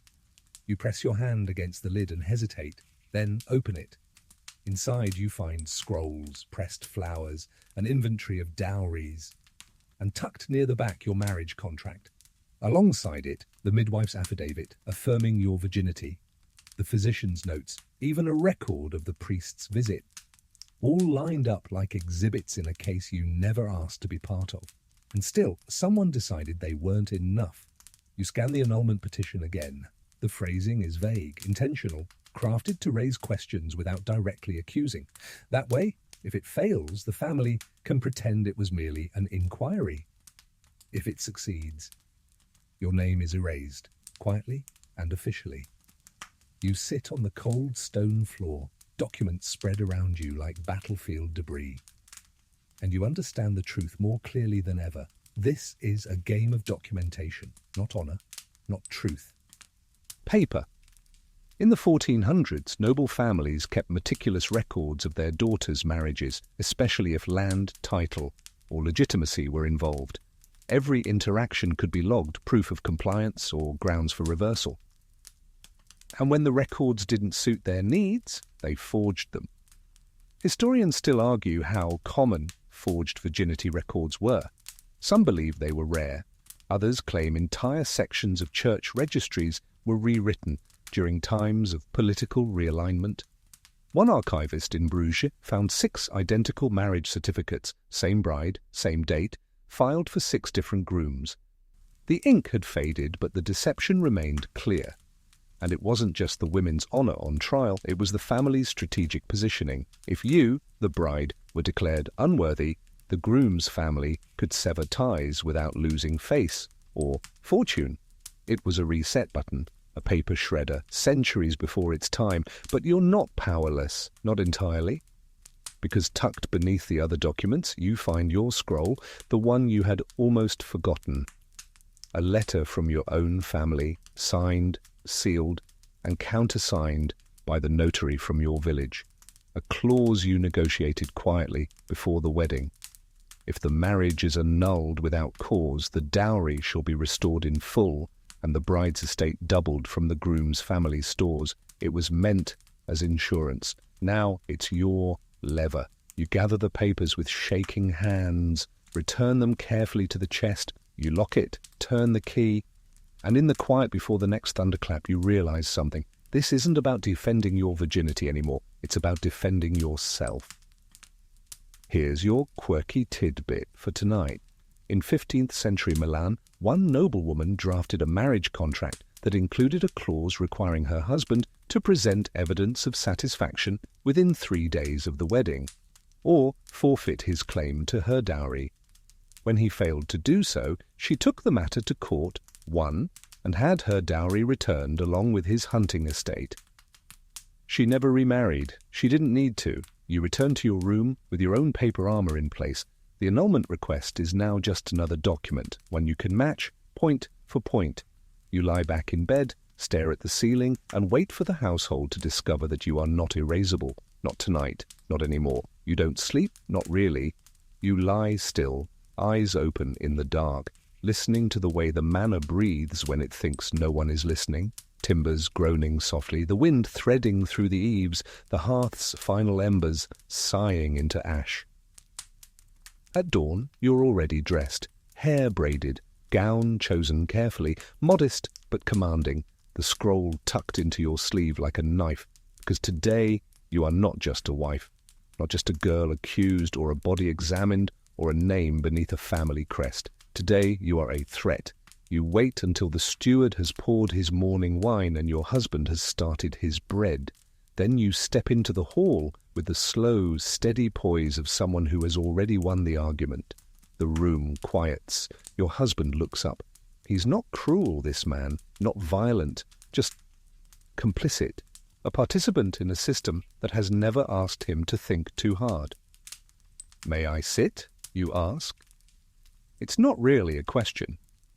You place the annulment petition gently in front of him, unfold it. Then from your sleeve, the counter clause. You say nothing. You let the ink speak. Let the signatures shimmer faintly in the light from the window. Let the terms hang between you like smoke.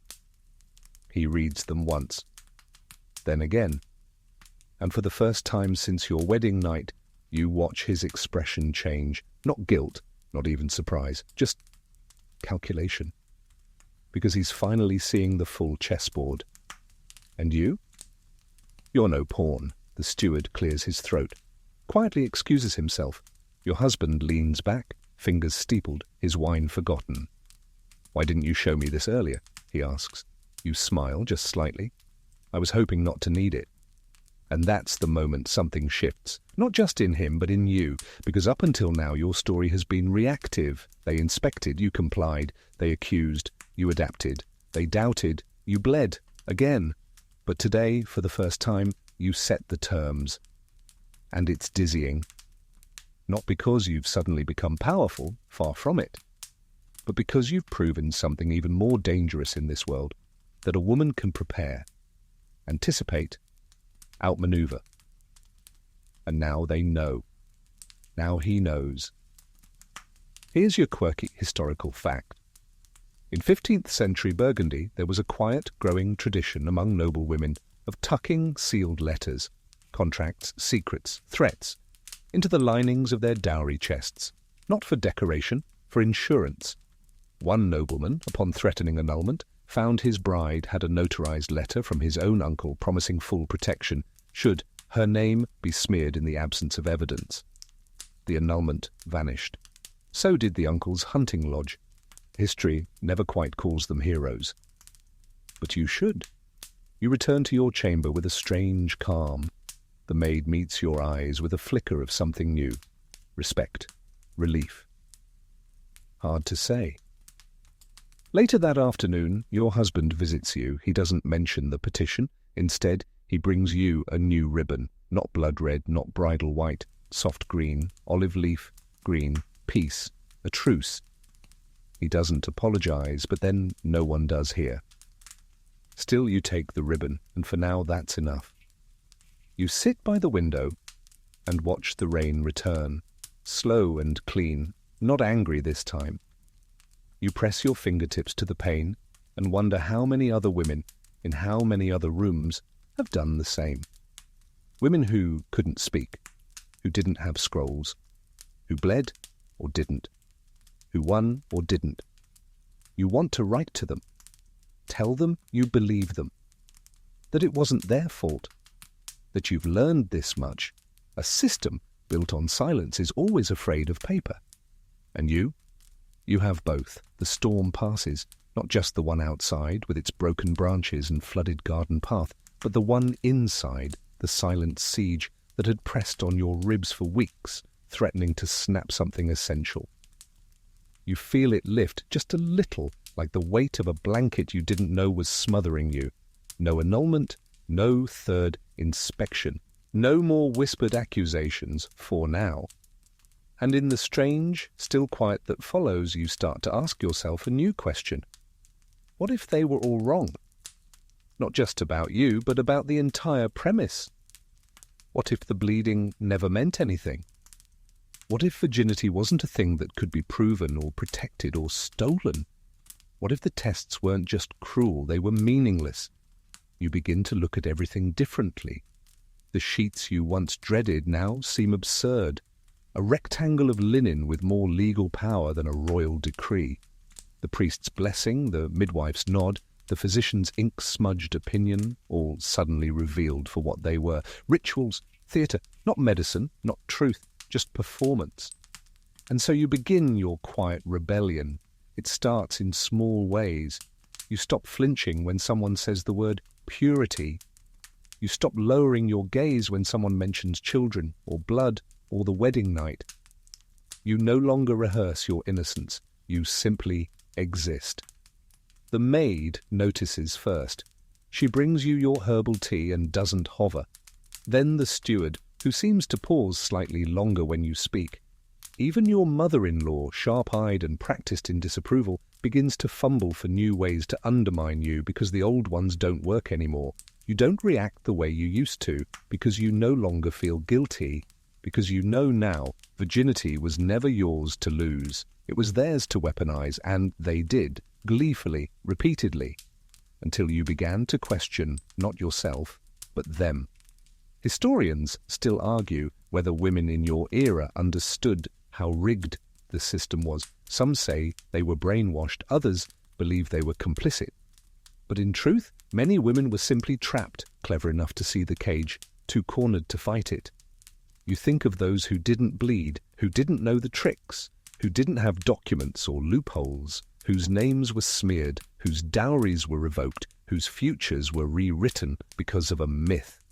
You think of the ones whose bodies were turned into courtrooms, who had no voice, only blood. And so one morning you go to the household scribe. You ask him to draft a letter. It's not to your husband, not to your father, not even to the court. It's to a girl who will marry someday. A stranger, maybe one of your cousins, maybe the steward's daughter, maybe someone not even born yet. The letter says, you do not owe them blood. You are not a ledger to be marked. You are not a gate that opens once. Your worth is not stitched into a sheet. If they doubt you, remember, they have always doubted women. You are not their first target, but you can be the first to say, enough. You seal the letter. You hide it in the base of your dowry chest, under the fabric you were never allowed to hem yourself. You tuck it into the lining of the life they tried to script for you. Here's your fringe historical tidbit. In 15th century Venice, some literate women kept mirror books, private, handwritten reflections on marriage, womanhood, and body autonomy. Many were lost. But one, preserved in a convent archive, includes a page that simply reads, "They searched for blood, but I found voice." You smile when you read that centuries later in spirit, because that's what you're doing now, finding voice. And in the strangest twist of all, you realize that the more you reclaim your voice, the less they know what to do with you. You're no longer the innocent, nor the accused, nor the asset. You are something far more dangerous. You are unafraid. The fabric of the house changes, not dramatically, not like thunder or shattering glass, but quietly, like a seam tugged loose behind embroidery, thread by thread, and no one seems to notice except you. But you notice everything now. You notice how the women speak to each other in the kitchen, a little less carefully than before, how your maid no longer winces when your mother-in-law's name is mentioned, how the steward's wife, normally silent at meals, makes a dry joke at the priest's expense and is not reprimanded for it. It's as if the household itself has started to stretch, to breathe in places where it had once been bound tight. You don't take credit for this shift, not exactly, but you suspect that resistance, even whispered, has a sound, a scent, a rhythm, and others can sense it. It's contagious. The scribe, your quiet ally now, shares another bit of news. The annulment petition has been withdrawn, not formally, not loudly, but it's gone from the chest, removed from the ledger, burned, most likely. Your husband never mentions it, but he begins to ask your opinion at meals. Small things, the colour of the hallway tapestries, the ordering of the herb garden. Once, astonishingly, whether you'd like to travel to the spring fair alone with your maid, a gesture of trust or diplomacy, you don't care, because for the first time since your wedding, you feel a different kind of power, the kind they can't test for. And yet, just as you begin to rebuild something of yourself, something stronger, truer, another voice arrives to remind you how fragile this freedom is. It comes by courier. A scroll tied in red string, bearing the seal of your father's house. You retreat to your chamber to read it. The letter is polite, restrained, but the message is unmistakable. We have received inquiries regarding the firmness of your match. There is talk in the court of re-evaluated dowries. It is imperative that no doubt remain regarding your virtue. If you have failed to produce issue by year's end, measures may be required. Measures. Such a delicate word, so lovely on paper, so hollow in the stomach, because you know what it means. If you don't produce a child soon, preferably male, your dowry can be renegotiated, your estate diminished, your name repositioned in the family tree. If annulment is off the table, your father's house may begin to whisper another path, remarriage, or worse, convent exile, and just like that your old enemy returns.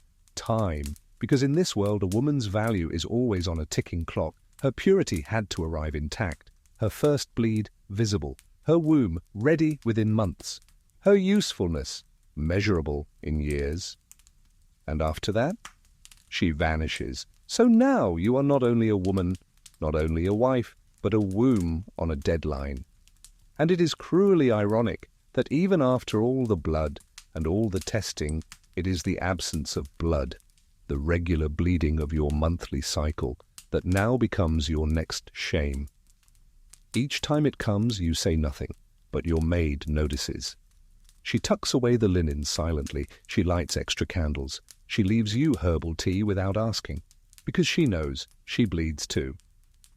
You consider the tricks again, the herbal teas meant to encourage conception, the soft-spoken prayers offered by candlelight. You even consider asking the midwife for one of her more questionable remedies, something involving sheep's milk and the ashes of a wedding veil. But you stop, because you've spent too much of your life bleeding for their approval. And now, with the pressure mounting again, you must decide, will you bend, as before, or will you break the system? Here's your quirky fringe fact. In 15th century Wales, some women wrote their own marriage records, unsigned, unsent, unsanctioned, and kept them hidden behind hearthstones. These shadow contracts often included poetic curses against annulment, humiliation, or forced confinement. One fragment reads, "If they unmake me, may the ink run from their names, may the blood forget their sons." It was unsigned, but someone remembered it. You place your father's letter in the drawer beneath your mirror, not with your gowns, not with the documents in the library chest, but beneath your own reflection. You stare at yourself, long and hard, and say just once, aloud, "I'm not a scroll to be rewritten." You don't know yet how you'll win, but you know one thing, you're done bleeding for them. The morning after your father's letter arrives, you begin writing your own. Not a reply, not a protest, a record, something to tether the truth, your truth, not the version stamped in ledgers or whispered between corridors, but the one that no inspection, no priest, no contract could erase. You begin with a simple line, and this is what they never saw. You don't know what you'll do with the parchment once it's finished. You don't care. It's not meant for court. It's not meant for your husband. It's not even meant to be believed. It's just yours, because if they are going to measure you in blood, in silence, in gaps between children and gaps between truths, then you will build something they can't access. A record without witnesses. You spend your afternoons in the solarium writing while the sun slants through the latticework. Your maid keeps others away with subtle frowns and strategic tea trays. Sometimes she sits nearby, darning your gloves, pretending not to read as you mutter sentences aloud, crossing some out before you've even finished them. You begin detailing every step of the ordeal, the sheets, the inspections, the pouch of blood, the annulment petition, the conversation with the old nurse, even the moment you nearly believed them. And then finally the most dangerous part, the doubt. Not their doubt, yours. Because you had wondered, hadn't you? You had wondered whether maybe they were right. Whether not bleeding or not bleeding enough, or not bleeding on cue, meant something was wrong with you. That some deep, invisible scar had unmade you before you were even truly known. You write that too, and in the writing, something lifts. Because the truth, held in your own hand, is heavier than their lies, but also stronger. Here's your fringe detail for the day. In 15th century Paris, there existed a secret group of literate noblewomen who met once a season, under the guise of embroidery circles. They called themselves les silencieuses, the silent ones. But what they really did was write letters, prayers, rants, records of injustices too small for courts, but too large for forgetting. Some of their writings survive only in fragments, stitched into samplers, copied into margins. One reads simply, "They asked for blood, I gave them ink." Back in your own room, you finish your entry for the day and tuck the parchment between the pages of a hollowed-out psalter. No one would look there. No one dares. Except maybe your maid, who glances at the spine with a kind of reverent curiosity, as if she knows something holy has been smuggled inside. That evening your husband returns early from the hunt. He's quiet, thoughtful. Brings you a vial of rose oil without comment. You take it. Say thank you. But the silence between you is heavier than before. Because even if he's withdrawn the petition, he hasn't apologized. Even if he no longer doubts you, he's never admitted that he did. And maybe he never will, because in this world, men are never asked to reconstruct themselves, never questioned, never examined, never expected to defend their virtue or offer physical proof of their honesty. His name was enough. Yours was always a question mark. Still, when he asks if you'd like to walk the grounds after supper, you agree. And for once, you do not dress carefully. You do not select the gown that flatters or the shawl that softens. You go as you are. The night is cool, the grass damp beneath your shoes. You walk beside him without touching. The air smells of wood smoke and moss. After some time he speaks. "Do you hate me?" You don't answer. Not because you haven't decided, but because the question is too small for everything you've endured. Instead you ask, "Do you think I'm still yours?" The pause that follows is the closest thing to honesty you've ever heard from him. And in that silence, you know he understands the truth. That what they called purity wasn't something they ever owned. It was yours, even when they took it, especially then. You return to your room and write that too. The rains come again. Not the kind that storm and rattle, but the slow, steady kind that coats everything in silver and makes the world feel suspended, like time has taken a breath and hasn't yet let it out. The courtyard puddles, the kitchen hearth smokes, the dogs sleep deeper, and inside your room, the drip from the eaves keeps a rhythm you could almost mistake for comfort. Almost, because you know better now. Rain or no, the expectations haven't softened. If anything, they've grown quieter, more subtle. A new kind of pressure, not as loud as the accusations or as sharp as the inspections, but no less relentless. It's the pressure of waiting. Waiting for your body to fulfill its final function. Waiting to become useful again. And all around you, the house prepares. You overhear conversations, the steward asking about fresh linens for the nursery wing, just in case, your mother-in-law murmuring about baptismal fonts, the midwife restocking tinctures with a hopeful little whistle that sets your teeth on edge. Even your husband has begun to say things like, "When the time comes, as soon as we know." Once we've a child in the house, they don't ask if you're with child, they just assume you will be. And the worst part? They've stopped pretending you have any say in it. You are no longer being tested for your past. You're now being monitored for your future. Each meal is evaluated, each nap noted. One day, the physician, uninvited, stops you in the corridor and asks whether you've felt flutterings. You want to ask if he's ever considered the possibility that a woman might simply be full from soup. Instead, you smile. Say no, keep walking, but the walls are closing in again. This time, it's not about virginity, it's about production. Because in the 1400s, a noble woman's true value wasn't confirmed by the bleeding of a single night.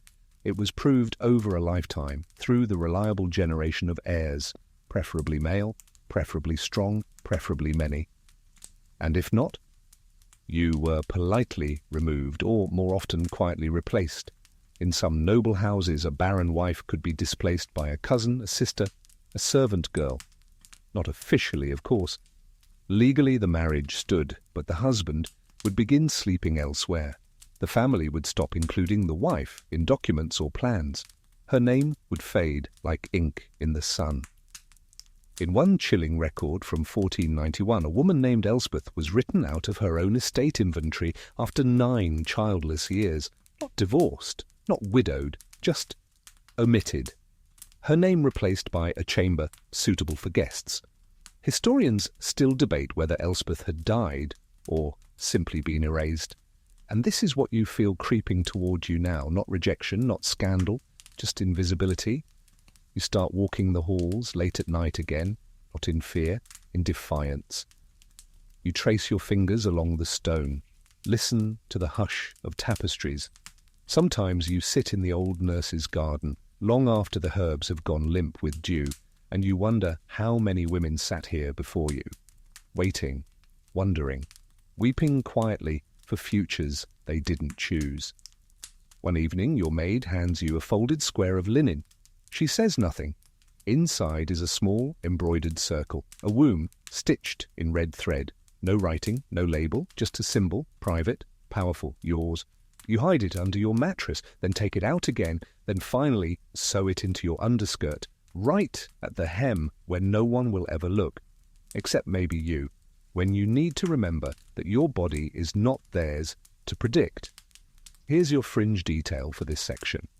In 15th century Seville, a quiet underground network of midwives developed a system of coded stitching, small patterns sewn into veils, cuffs, or waistbands that indicated whether a woman had suffered miscarriage, resisted remarriage, or reclaimed bodily autonomy. The symbols were unspoken but understood by those who wore them. A thread-based rebellion. You wonder if your maid knows those patterns. You think maybe she does. You pick up your psalter, the hollowed one, and add another line to your growing record. Now they wait for life from me, but I am already alive. You close the book and sit beside the window, watching the rain ease into mist. The fire pops softly. Somewhere in the distance, someone is singing. And for the first time in weeks, you breathe without bracing. You do not bleed tonight. You do not conceive. You do not apologize. You just exist. The day begins with a chill in the air and a summons at the door, not from your husband, not from your father's house, from the magistrate. It's unexpected, not a knock, but a formal letter pressed into the hand of your steward and handed to you with the kind of caution one uses for fire. The seal is municipal red wax, slightly cracked, bearing the town's crest, a lion with a broken sword. Inside, a petition for witness testimony regarding a case of annulment. Not yours, someone else's. But your name has been added to the list of persons familiar with the customs of noble brides and the traditions of marital consummation. You are being asked to testify. Suddenly you realize your reputation has gone public. Your ordeal, the inspections, the whispers, the withdrawn petition, hasn't disappeared. It has spread, not as scandal but as precedent. They don't want you as a scandalized wife. They want you as a source. You read the scroll again. The woman in question is a young bride from a neighboring estate. Accused of deceit, sheet unmarked, midwife uncertain. It's all so familiar. The date is set for the following week. You sit in silence, scroll still open, and wonder what they expect you to say. Whether they think you'll confirm the importance of tradition, uphold the sanctity of the sheet, echo all the same lines that have been used to keep you in your place. Or perhaps, just perhaps, they fear you'll say something else, something that might crack the foundation, because here's what they don't understand. You've become dangerous, not loud, not defiant, not scandalous, just informed. And that's the most threatening thing of all. You consider writing a refusal, a polite declination, claiming illness or religious observance, but then you don't. You let the scroll sit beside your inkpot as you return to your psalter and begin writing again, this time not a reflection or a confession, this time a speech, not to the magistrate, not even to the court, to her, the unnamed bride. You write, they will ask whether you bled. They will ask whether the sheets were clean. They will ask whether you were quiet, obedient, sweet. They will not ask if you were frightened. They will not ask if you were coerced. They will not ask whether you had joy. But I will ask those things, and if they do not let me speak, I will write it here. You pause, press your pen hard against the parchment, and add, I was once you. Because you were, still are in some ways. And the truth is, this system wants everyone to forget that virginity is not a certificate, that honor is not a fluid, that the body is not a ledger. Historians still argue whether testimonies like yours changed anything. Some say they shifted public sentiment slowly, subtly. Others argue they were ignored entirely. But a few, scattered in private letters and convent records, show up with notes like, the lady defended the girl and the crowd did not laugh. That's not revolution, but it's a start. And here's your quirky fact. In late 15th century Flanders, an anonymous tract appeared in a few noble households titled De Voce Virginiae, the voice of the Virgin. It included a fictional speech from a bride on trial for deceit. In it, she says, I gave no blood, for I had none left to give. They'd already drained me with their questions. The tract was banned, but a copy survives, copied into the back of a recipe book between ink-stained pages of almond paste and leek broth. You fold your own parchment and press your seal to it, not with wax, but with thread. A single red stitch in the corner. You place it under the psalter once more. Then you go to the fire, place the court summons on the hearth, and watch it catch, not in defiance, in clarity, because you'll go, you'll speak, but on your terms. You will not confirm their system, you will describe it, reveal it, unravel it, and they won't know what to do because they asked you as a witness, but what they're about to get is a mirror. The carriage arrives before sunrise. They send it under the guise of courtesy. Clean wheels, fresh linen on the seats, even a sprig of rosemary tucked into the door handle. But you know what it really is, a gesture of control. You're being fetched, not invited, collected, not consulted. Still you step in, not out of submission, but because you have something they've never accounted for in their careful little rituals. A memory. The ride is long, slow, and quiet. The roads are slick with yesterday's rain, and the trees lean low, as if they, too, are listening. You don't speak. Neither does the steward sent to accompany you. He watches the road, you watch the sky. Both of you pretending this is just another task in a house that runs on formality, but your mind is a furnace. You've spent the past 3 nights rereading every line you've written in your secret psalter, every humiliation, every inspection, every smile you wore like armor, every ounce of blood you manufactured to please a system built to disbelieve you, and now you will walk into a room and be asked to decide whether another girl did the same, whether she, like you, tried to survive by pretending.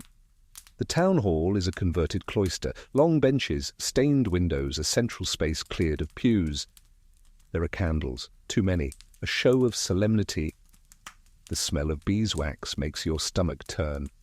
You are announced by name, not as the lady of the house, not even wife of, just you. They recognize the name. That much is clear from the murmur, because even without scandal, you have become something rare in this world, a known quantity. You are seated near the front, across from you the girl. She is very young, 16 perhaps, pale, sleeves too long, hiding her fingers, a tremor in her posture. You can tell she's rehearsed sitting still the way you once did, like stillness is armor, like quiet is safety. You know that lie intimately. The magistrate clears his throat. Then begins a series of questions performed more than asked. Had the marriage been consummated? Was the sheet inspected? Was blood observed? Was there witness testimony? And then finally your name. They ask you to rise, to provide your expertise. You want to laugh. Instead, you nod, walk slowly to the front. You do not curtsy, you do not fidget, you keep your voice low and steady. And you begin not with an answer, but with a question. How many drops of blood are required to prove a life untouched? The room stills. The magistrate frowns. This is not a philosophical matter, my lady. You keep your eyes on the girl. But that's exactly what it is, isn't it? You're asking whether this girl's value, her truth, can be measured by a bodily function most of you do not understand. There are stifled coughs. One scribe drops his quill. You continue. You describe in vivid, gentle detail the variability of the body, how some women bleed, some don't, how hymens can be torn by riding, dancing, even simply existing, how sheets can lie and witnesses can be bribed, and still the truth of a woman's life remains intact. You do not reference your own experience directly. You don't have to. It's in your voice, in the calm, unwavering rhythm of someone who has endured the same theatre and refused to forget the stage directions. Here's your quirky historical tidbit for this moment. In early 15th century Brabant, a midwife named Lichbeth was summoned to testify in a case just like this. Instead of inspecting the girl, she gave a speech to the town council about the many doors through which a soul may pass. She was dismissed, but the marriage was not annulled. Her words were copied into the town's seasonal register beside weather records and livestock births. You finish your testimony with a simple statement. This girl's worth does not reside in the red threads of a wedding sheet. It resides in her story, in the fact that she is still standing despite everything you've already assumed. You return to your seat. The magistrate says nothing. The girl lowers her eyes, but not in shame. You recognize that posture now, its relief. The council meets for an hour. Whispers, raised voices, a heated glance or two in your direction.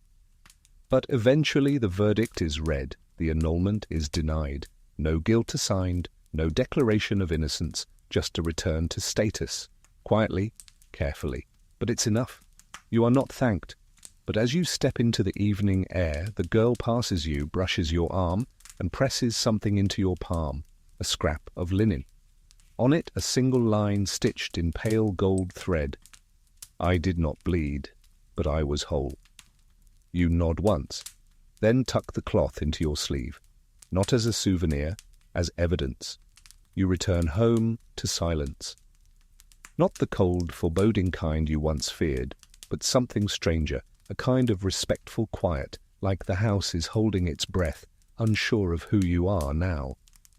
The servants bow a little lower. Your husband doesn't ask where you've been. And even the steward who once kept 2 sharp notes now offers his reports with an extra layer of formality. It's as if your testimony has altered the gravity of your presence. You've gone from something ornamental to something observable. Not quite dangerous, but no longer ignorable. You sit in your chambers that evening, red thread in hand, unsure of what to do with the scrap of linen the girl gave you. Frame it, hide it. Instead, you do something quieter. You stitch it, gently, reverently, into the inside hem of your psalter's cloth cover, not where it can be read easily, not where anyone would ever notice, but there, protected, embedded, alive. You trace your finger across the seam and murmur aloud, I was never missing. The next day, something else arrives. A letter. This one with no seal, no signature. Just delicate parchment folded into thirds. Inside, a single sentence. We saw you. No name, no explanation. But somehow, you know who it's from. Or rather, what it's from. Les silencieuses, the silent ones. You recall the legend from months ago, the whispered embroidery circle of noble women who wrote the truths no one else dared record. You dismissed it then as folklore, a fringe footnote. But now you wonder how many of them once sat in your exact place, how many were inspected, judged, measured, dismissed, and then resurrected themselves through ink and thread. That night, you write a letter. No greeting, no address, just your words. There is power in the refusal to be erased. You sign it with a symbol, a single stitched spiral. You fold it 3 times, slip it between the binding of your psalter, and give it to your maid without explanation. She takes it without question and just nods. Once. You sleep deeply that night? For the first time in months, you do not dream of white sheets or dripping cloths or pointed fingers. You dream instead of hands, dozens of them, moving across parchment, across fabric, across centuries, stitching, writing, recording. Not fighting, enduring. And here's your quirky detail for the night. In the archives of a convent outside Avignon, there exists a single folio, badly water-damaged but bearing a curious pattern. It appears to be a list of herbs, rosemary, yarrow, pennyroyal, but each herb name begins with the first letter of a word from a poem. When rearranged, the poem reads, "She who speaks in thread will not be silenced in stone." Historians still debate whether it was code, protest, or accident, but you like to believe it was a promise. In the weeks that follow, life settles into a strange rhythm. Meals, walks, polite conversation. Your husband is gentler now. He does not bring up the court. He does not press. Perhaps he's learned that some battles are lost before they begin. Or perhaps he knows you hold the pen now. One morning, you find a new journal in your chamber. Blank, bound in red leather. No note, just a single embroidered symbol stitched into the spine. You smile because now, when they ask for your story, you'll have it. Not to defend yourself, not to justify or explain or appease, but simply to exist in your own words. They may still test girls in white sheets. They may still whisper about proof and purity, but somewhere, hidden in hems, tucked between psalters, passed hand to hand. There will always be records like yours. You place the journal on your desk and begin again. You begin writing in the red journal on a rainy Tuesday. No dramatic opening, no grand declarations, just a simple line. "I was once inspected and I survived." You pause, then smile softly. Because yes, that's the right beginning. Honest, unadorned, sharp without being cruel. You write each night now, not because you have something urgent to say, but because you finally feel allowed to say anything at all. And the journal, bound in red, threaded with that subtle symbol along the spine, feels less like a gift and more like a relay baton, passed from hand to hand through the quiet underground of women who have been seen, misjudged, and yet endured. You begin with memories, the first corset, the first time you were told to sit with your ankles crossed, the first time someone asked not what you wanted, but what you could offer, then the bleeding night, the false sheets, the physician's cold hands, but also the warmth of the laundress who hid your real linens, the girl who stitched you a womb in red thread, the testimony that didn't free you but at least named you, and of course, the quietest victory of all. Still, being here. One night, as you write by candlelight, you hear a faint knock at your door. It's your maid. She carries a bundle, unlabeled, wrapped in rough cloth. You open it to find a pile of pages, some parchment, some paper, some cloth, all covered in ink or thread or charcoal markings, poems, lists, recipes with strange margins, a map of someone's village with one house circled in red, a drawing of a hand with a stitched bracelet around the wrist. One note, just a single sentence. "I was never a virgin, and still I was loved." You look up. Your maid is already gone. There is no message, no instruction, just the sense that you are now part of something, something bigger than you, older than you, and stitched into the cracks of history like weeds through cobblestones, uninvited but unstoppable. You begin transcribing what you can, not to publish, to preserve. Because you realize this isn't about you anymore. It's about them, the women whose names will never be carved in stone, but whose truths can still echo in thread and ink and paper. Here's your fringe detail for the night. In late 1400s Bologna, a seamstress named Mirella was said to have kept a silent ledger, a bolt of cloth with tiny red stitches marking each woman who had visited her seeking protection from exposure, annulment, or accusation. It looked like simple mending work to most, but to the right eyes it was a tapestry of survival. Historians still argue whether the cloth was real or metaphor, but references to Mirella's marks appear in no fewer than 8 noble women's journals from the period. Back in your chamber, the storm picks up. The wind howls like a beast against the shutters. You pull your shawl tighter and keep writing. Not all the stories are graceful. Some are jagged, some barely coherent, Some seem like fever dreams or forgotten songs, but you copy them all because you know what it's like to have your words doubted. You know what it's like to have your story dismissed before you even open your mouth. And now, with every line, you are undoing that silence. You keep your journal in the Salter box now, alongside the red stitch scrap, the court summons you never burned, and a folded copy of your own testimony, not as trophies, as tools. A new girl will need them someday, and when she does, she won't find a pamphlet or a sermon. She'll find this, a history made of quiet rebellion and the soft scratch of pen against page. And maybe, just maybe, she'll write the next line. It's early spring when the invitation arrives, not a summons, not a petition, an actual invitation, thick parchment, pressed flowers in the margin, written in a fine, unfamiliar hand. You open it slowly, careful not to tear the fold. A gathering for the preservation of feminine memory. You are warmly welcomed, no names, no judgment. Just stories. No location listed, just a date and a symbol. A spiral stitched in red ink. Your breath catches. It's not a hoax, it's not a dream. It's them. The silent ones, and they're calling you. The date is a week away. The location, you learn through discreet inquiry, is a disused chapel just outside the old city wall, a place long abandoned, thought haunted by some, forgotten by most, which of course makes it perfect. You say nothing to your husband, nothing to the steward. You simply pack a satchel, your red journal, the folded scraps, and a single lantern.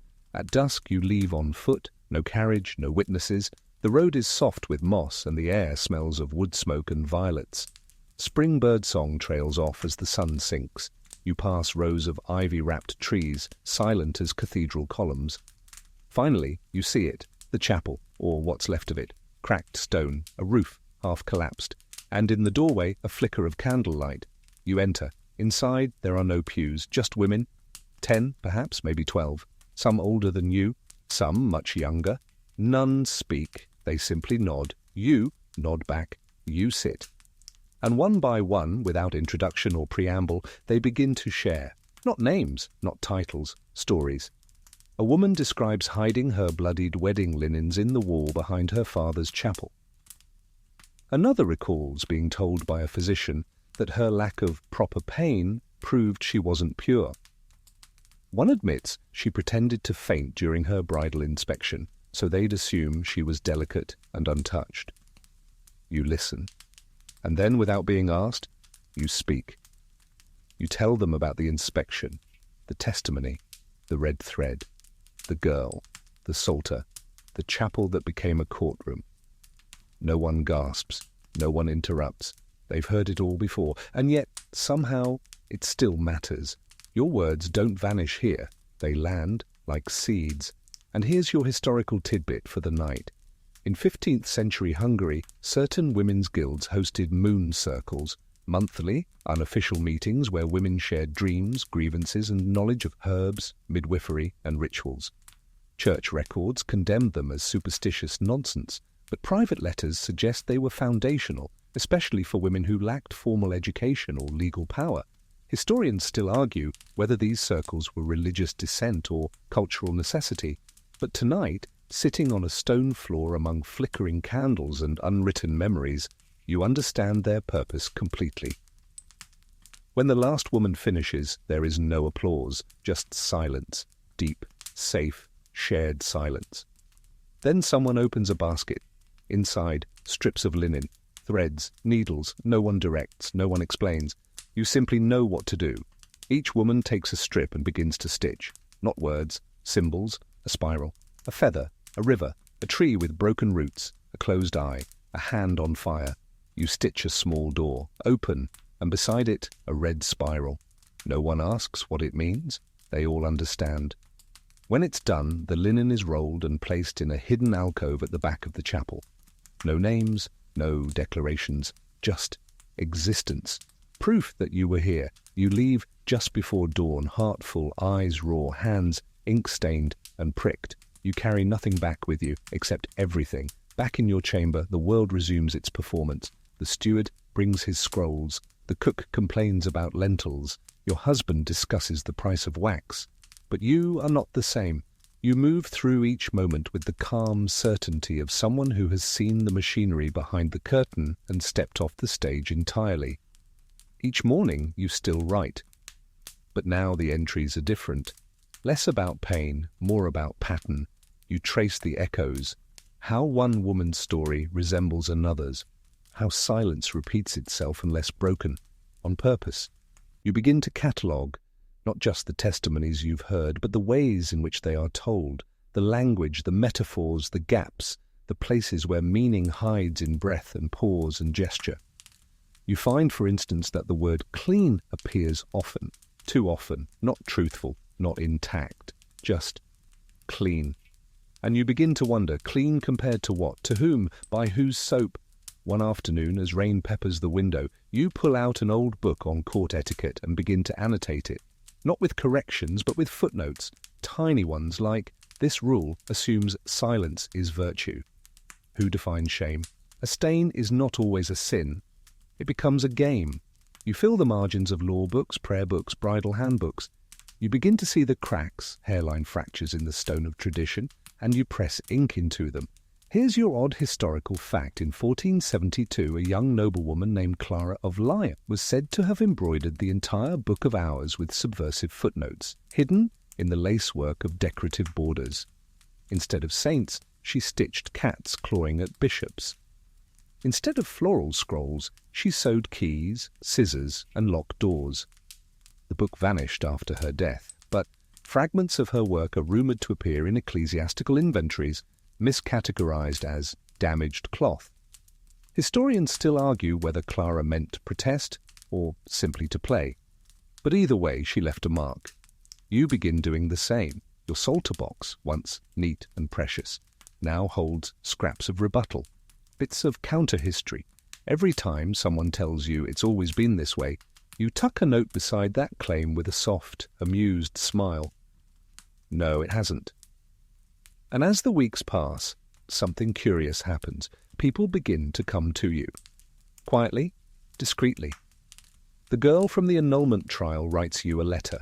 4 pages, all in green ink. She's left the marriage. She's apprenticing with a midwife now. She says she still dreams of blood sometimes, but now it's her own, on her terms.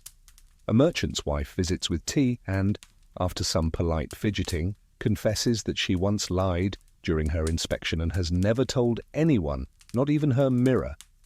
A nun sends you a torn page from a hymnal with the words, "She who bleeds and walks still sings," circled in charcoal. You say little in return. You don't advise, you don't instruct, you witness, and that somehow becomes enough.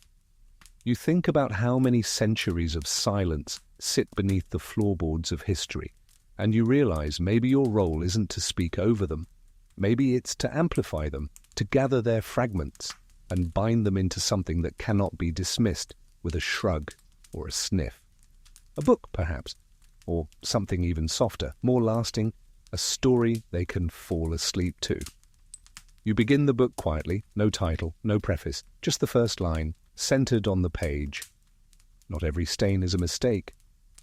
You let it sit there, stark and unadorned, before turning to the next sheet. What follows isn't a narrative exactly, it's more of a quilt. Fragments of testimony, snatches of overheard prayers, recipes with strange footnotes, sketches of symbols no one taught you, but you seem to remember anyway. A spiral, a gate, a flame stitched shut. Some pages are clean, some blotched, a few intentionally bled on. You test everything now, how parchment absorbs pigment, how cloth takes the weight of a word when written in thread. You even stitch a line into the spine of the journal, not decoration, not flair. A line to mark where the unofficial truths begin. And once it's there, they begin to pour in. Not just from you. One day, your maid leaves a folded poem beneath your breakfast tray. It's written in metre, but broken halfway through, like someone ran out of breath or courage. You transcribe it anyway. Another day, the wife of a minor baron sends a sealed envelope, inside a pressed flower, and the phrase, "They checked my skin but not my will." You realize the network is growing. You've become a lighthouse, not loud, not grand, just steady. And here's your historical tidbit. In 15th century Venice, a merchant's daughter was caught smuggling banned pamphlets sewn into the hem of her gown. The pamphlets weren't political, they were folk songs and childbirth stories. One included a tune titled "Not All Proof Lies in Blood." She was exiled, but copies of her sewn songs reappeared a generation later in at least 4 convent libraries, written in a curious script resembling embroidery charts. Historians still argue whether the pamphlets were fiction, protest, or preservation, but no one denies they survived. You pause at this thought. Survival. It's not glamorous, not heroic, but it's everything. You start leaving pages from your journal in odd places, not carelessly, intentionally. A folded sheet beneath a psalter in the chapel library, a stitched phrase in the seam of a servant's apron, a phrase she told the truth and still kept her place at the table, inscribed inside a child's primer. Not every seed will bloom, not every reader will understand, but the possibility, that's enough. Sometimes you revisit the girl who gave you the red thread womb. She's older now, still lives on the edge of town, still stitches. But now her threads run longer, her symbols sharper. You give her your old psalter. She presses it to her chest, says nothing, and nods. Once. Later she'll tell you she's using it to teach, not scripture, code. To a group of younger girls who ask questions no one else will answer. And the best part? They've stopped asking for permission. You walk home slowly that day, sunlight dappling through the trees, and you whisper a line from one of the old red journal entries. May every girl who bleeds also write. Because maybe this was never about virginity. Not really. Maybe it was always about authority. About who controls the story. About who gets to decide what counts, what's clean, what's holy. You look at your fingers, now rough with ink and thread, and smile. You've rewritten the script, not with laws, with layers. You don't notice when it becomes spring again. Not at first. You've been too busy listening, too occupied with the soft clatter of your quill, the hush of turned pages, the low rustle of women's stories passing hand to hand like prayer candles. But one morning, as you open your chamber shutters, the scent of blooming hawthorn stirs you, and something inside you unfurls. The chapel where the silent ones meet has changed too. Someone mended the roof. Someone planted lavender near the threshold. Someone, likely several someones, hung linen banners, stitched not with crests or saints, but with symbols. The spiral, the open door, a red feather balanced on a sword. You step inside and see not just women but generations, grandmothers, midwives, kitchen girls, students, scribes, widows with ink-stained hands. They are laughing, sharing, arguing softly over wording. And in the corner sits a child. She's about 7, holding a scrap of cloth. Her stitching is messy, her letters uneven, but when you lean in, you read it. My body is mine.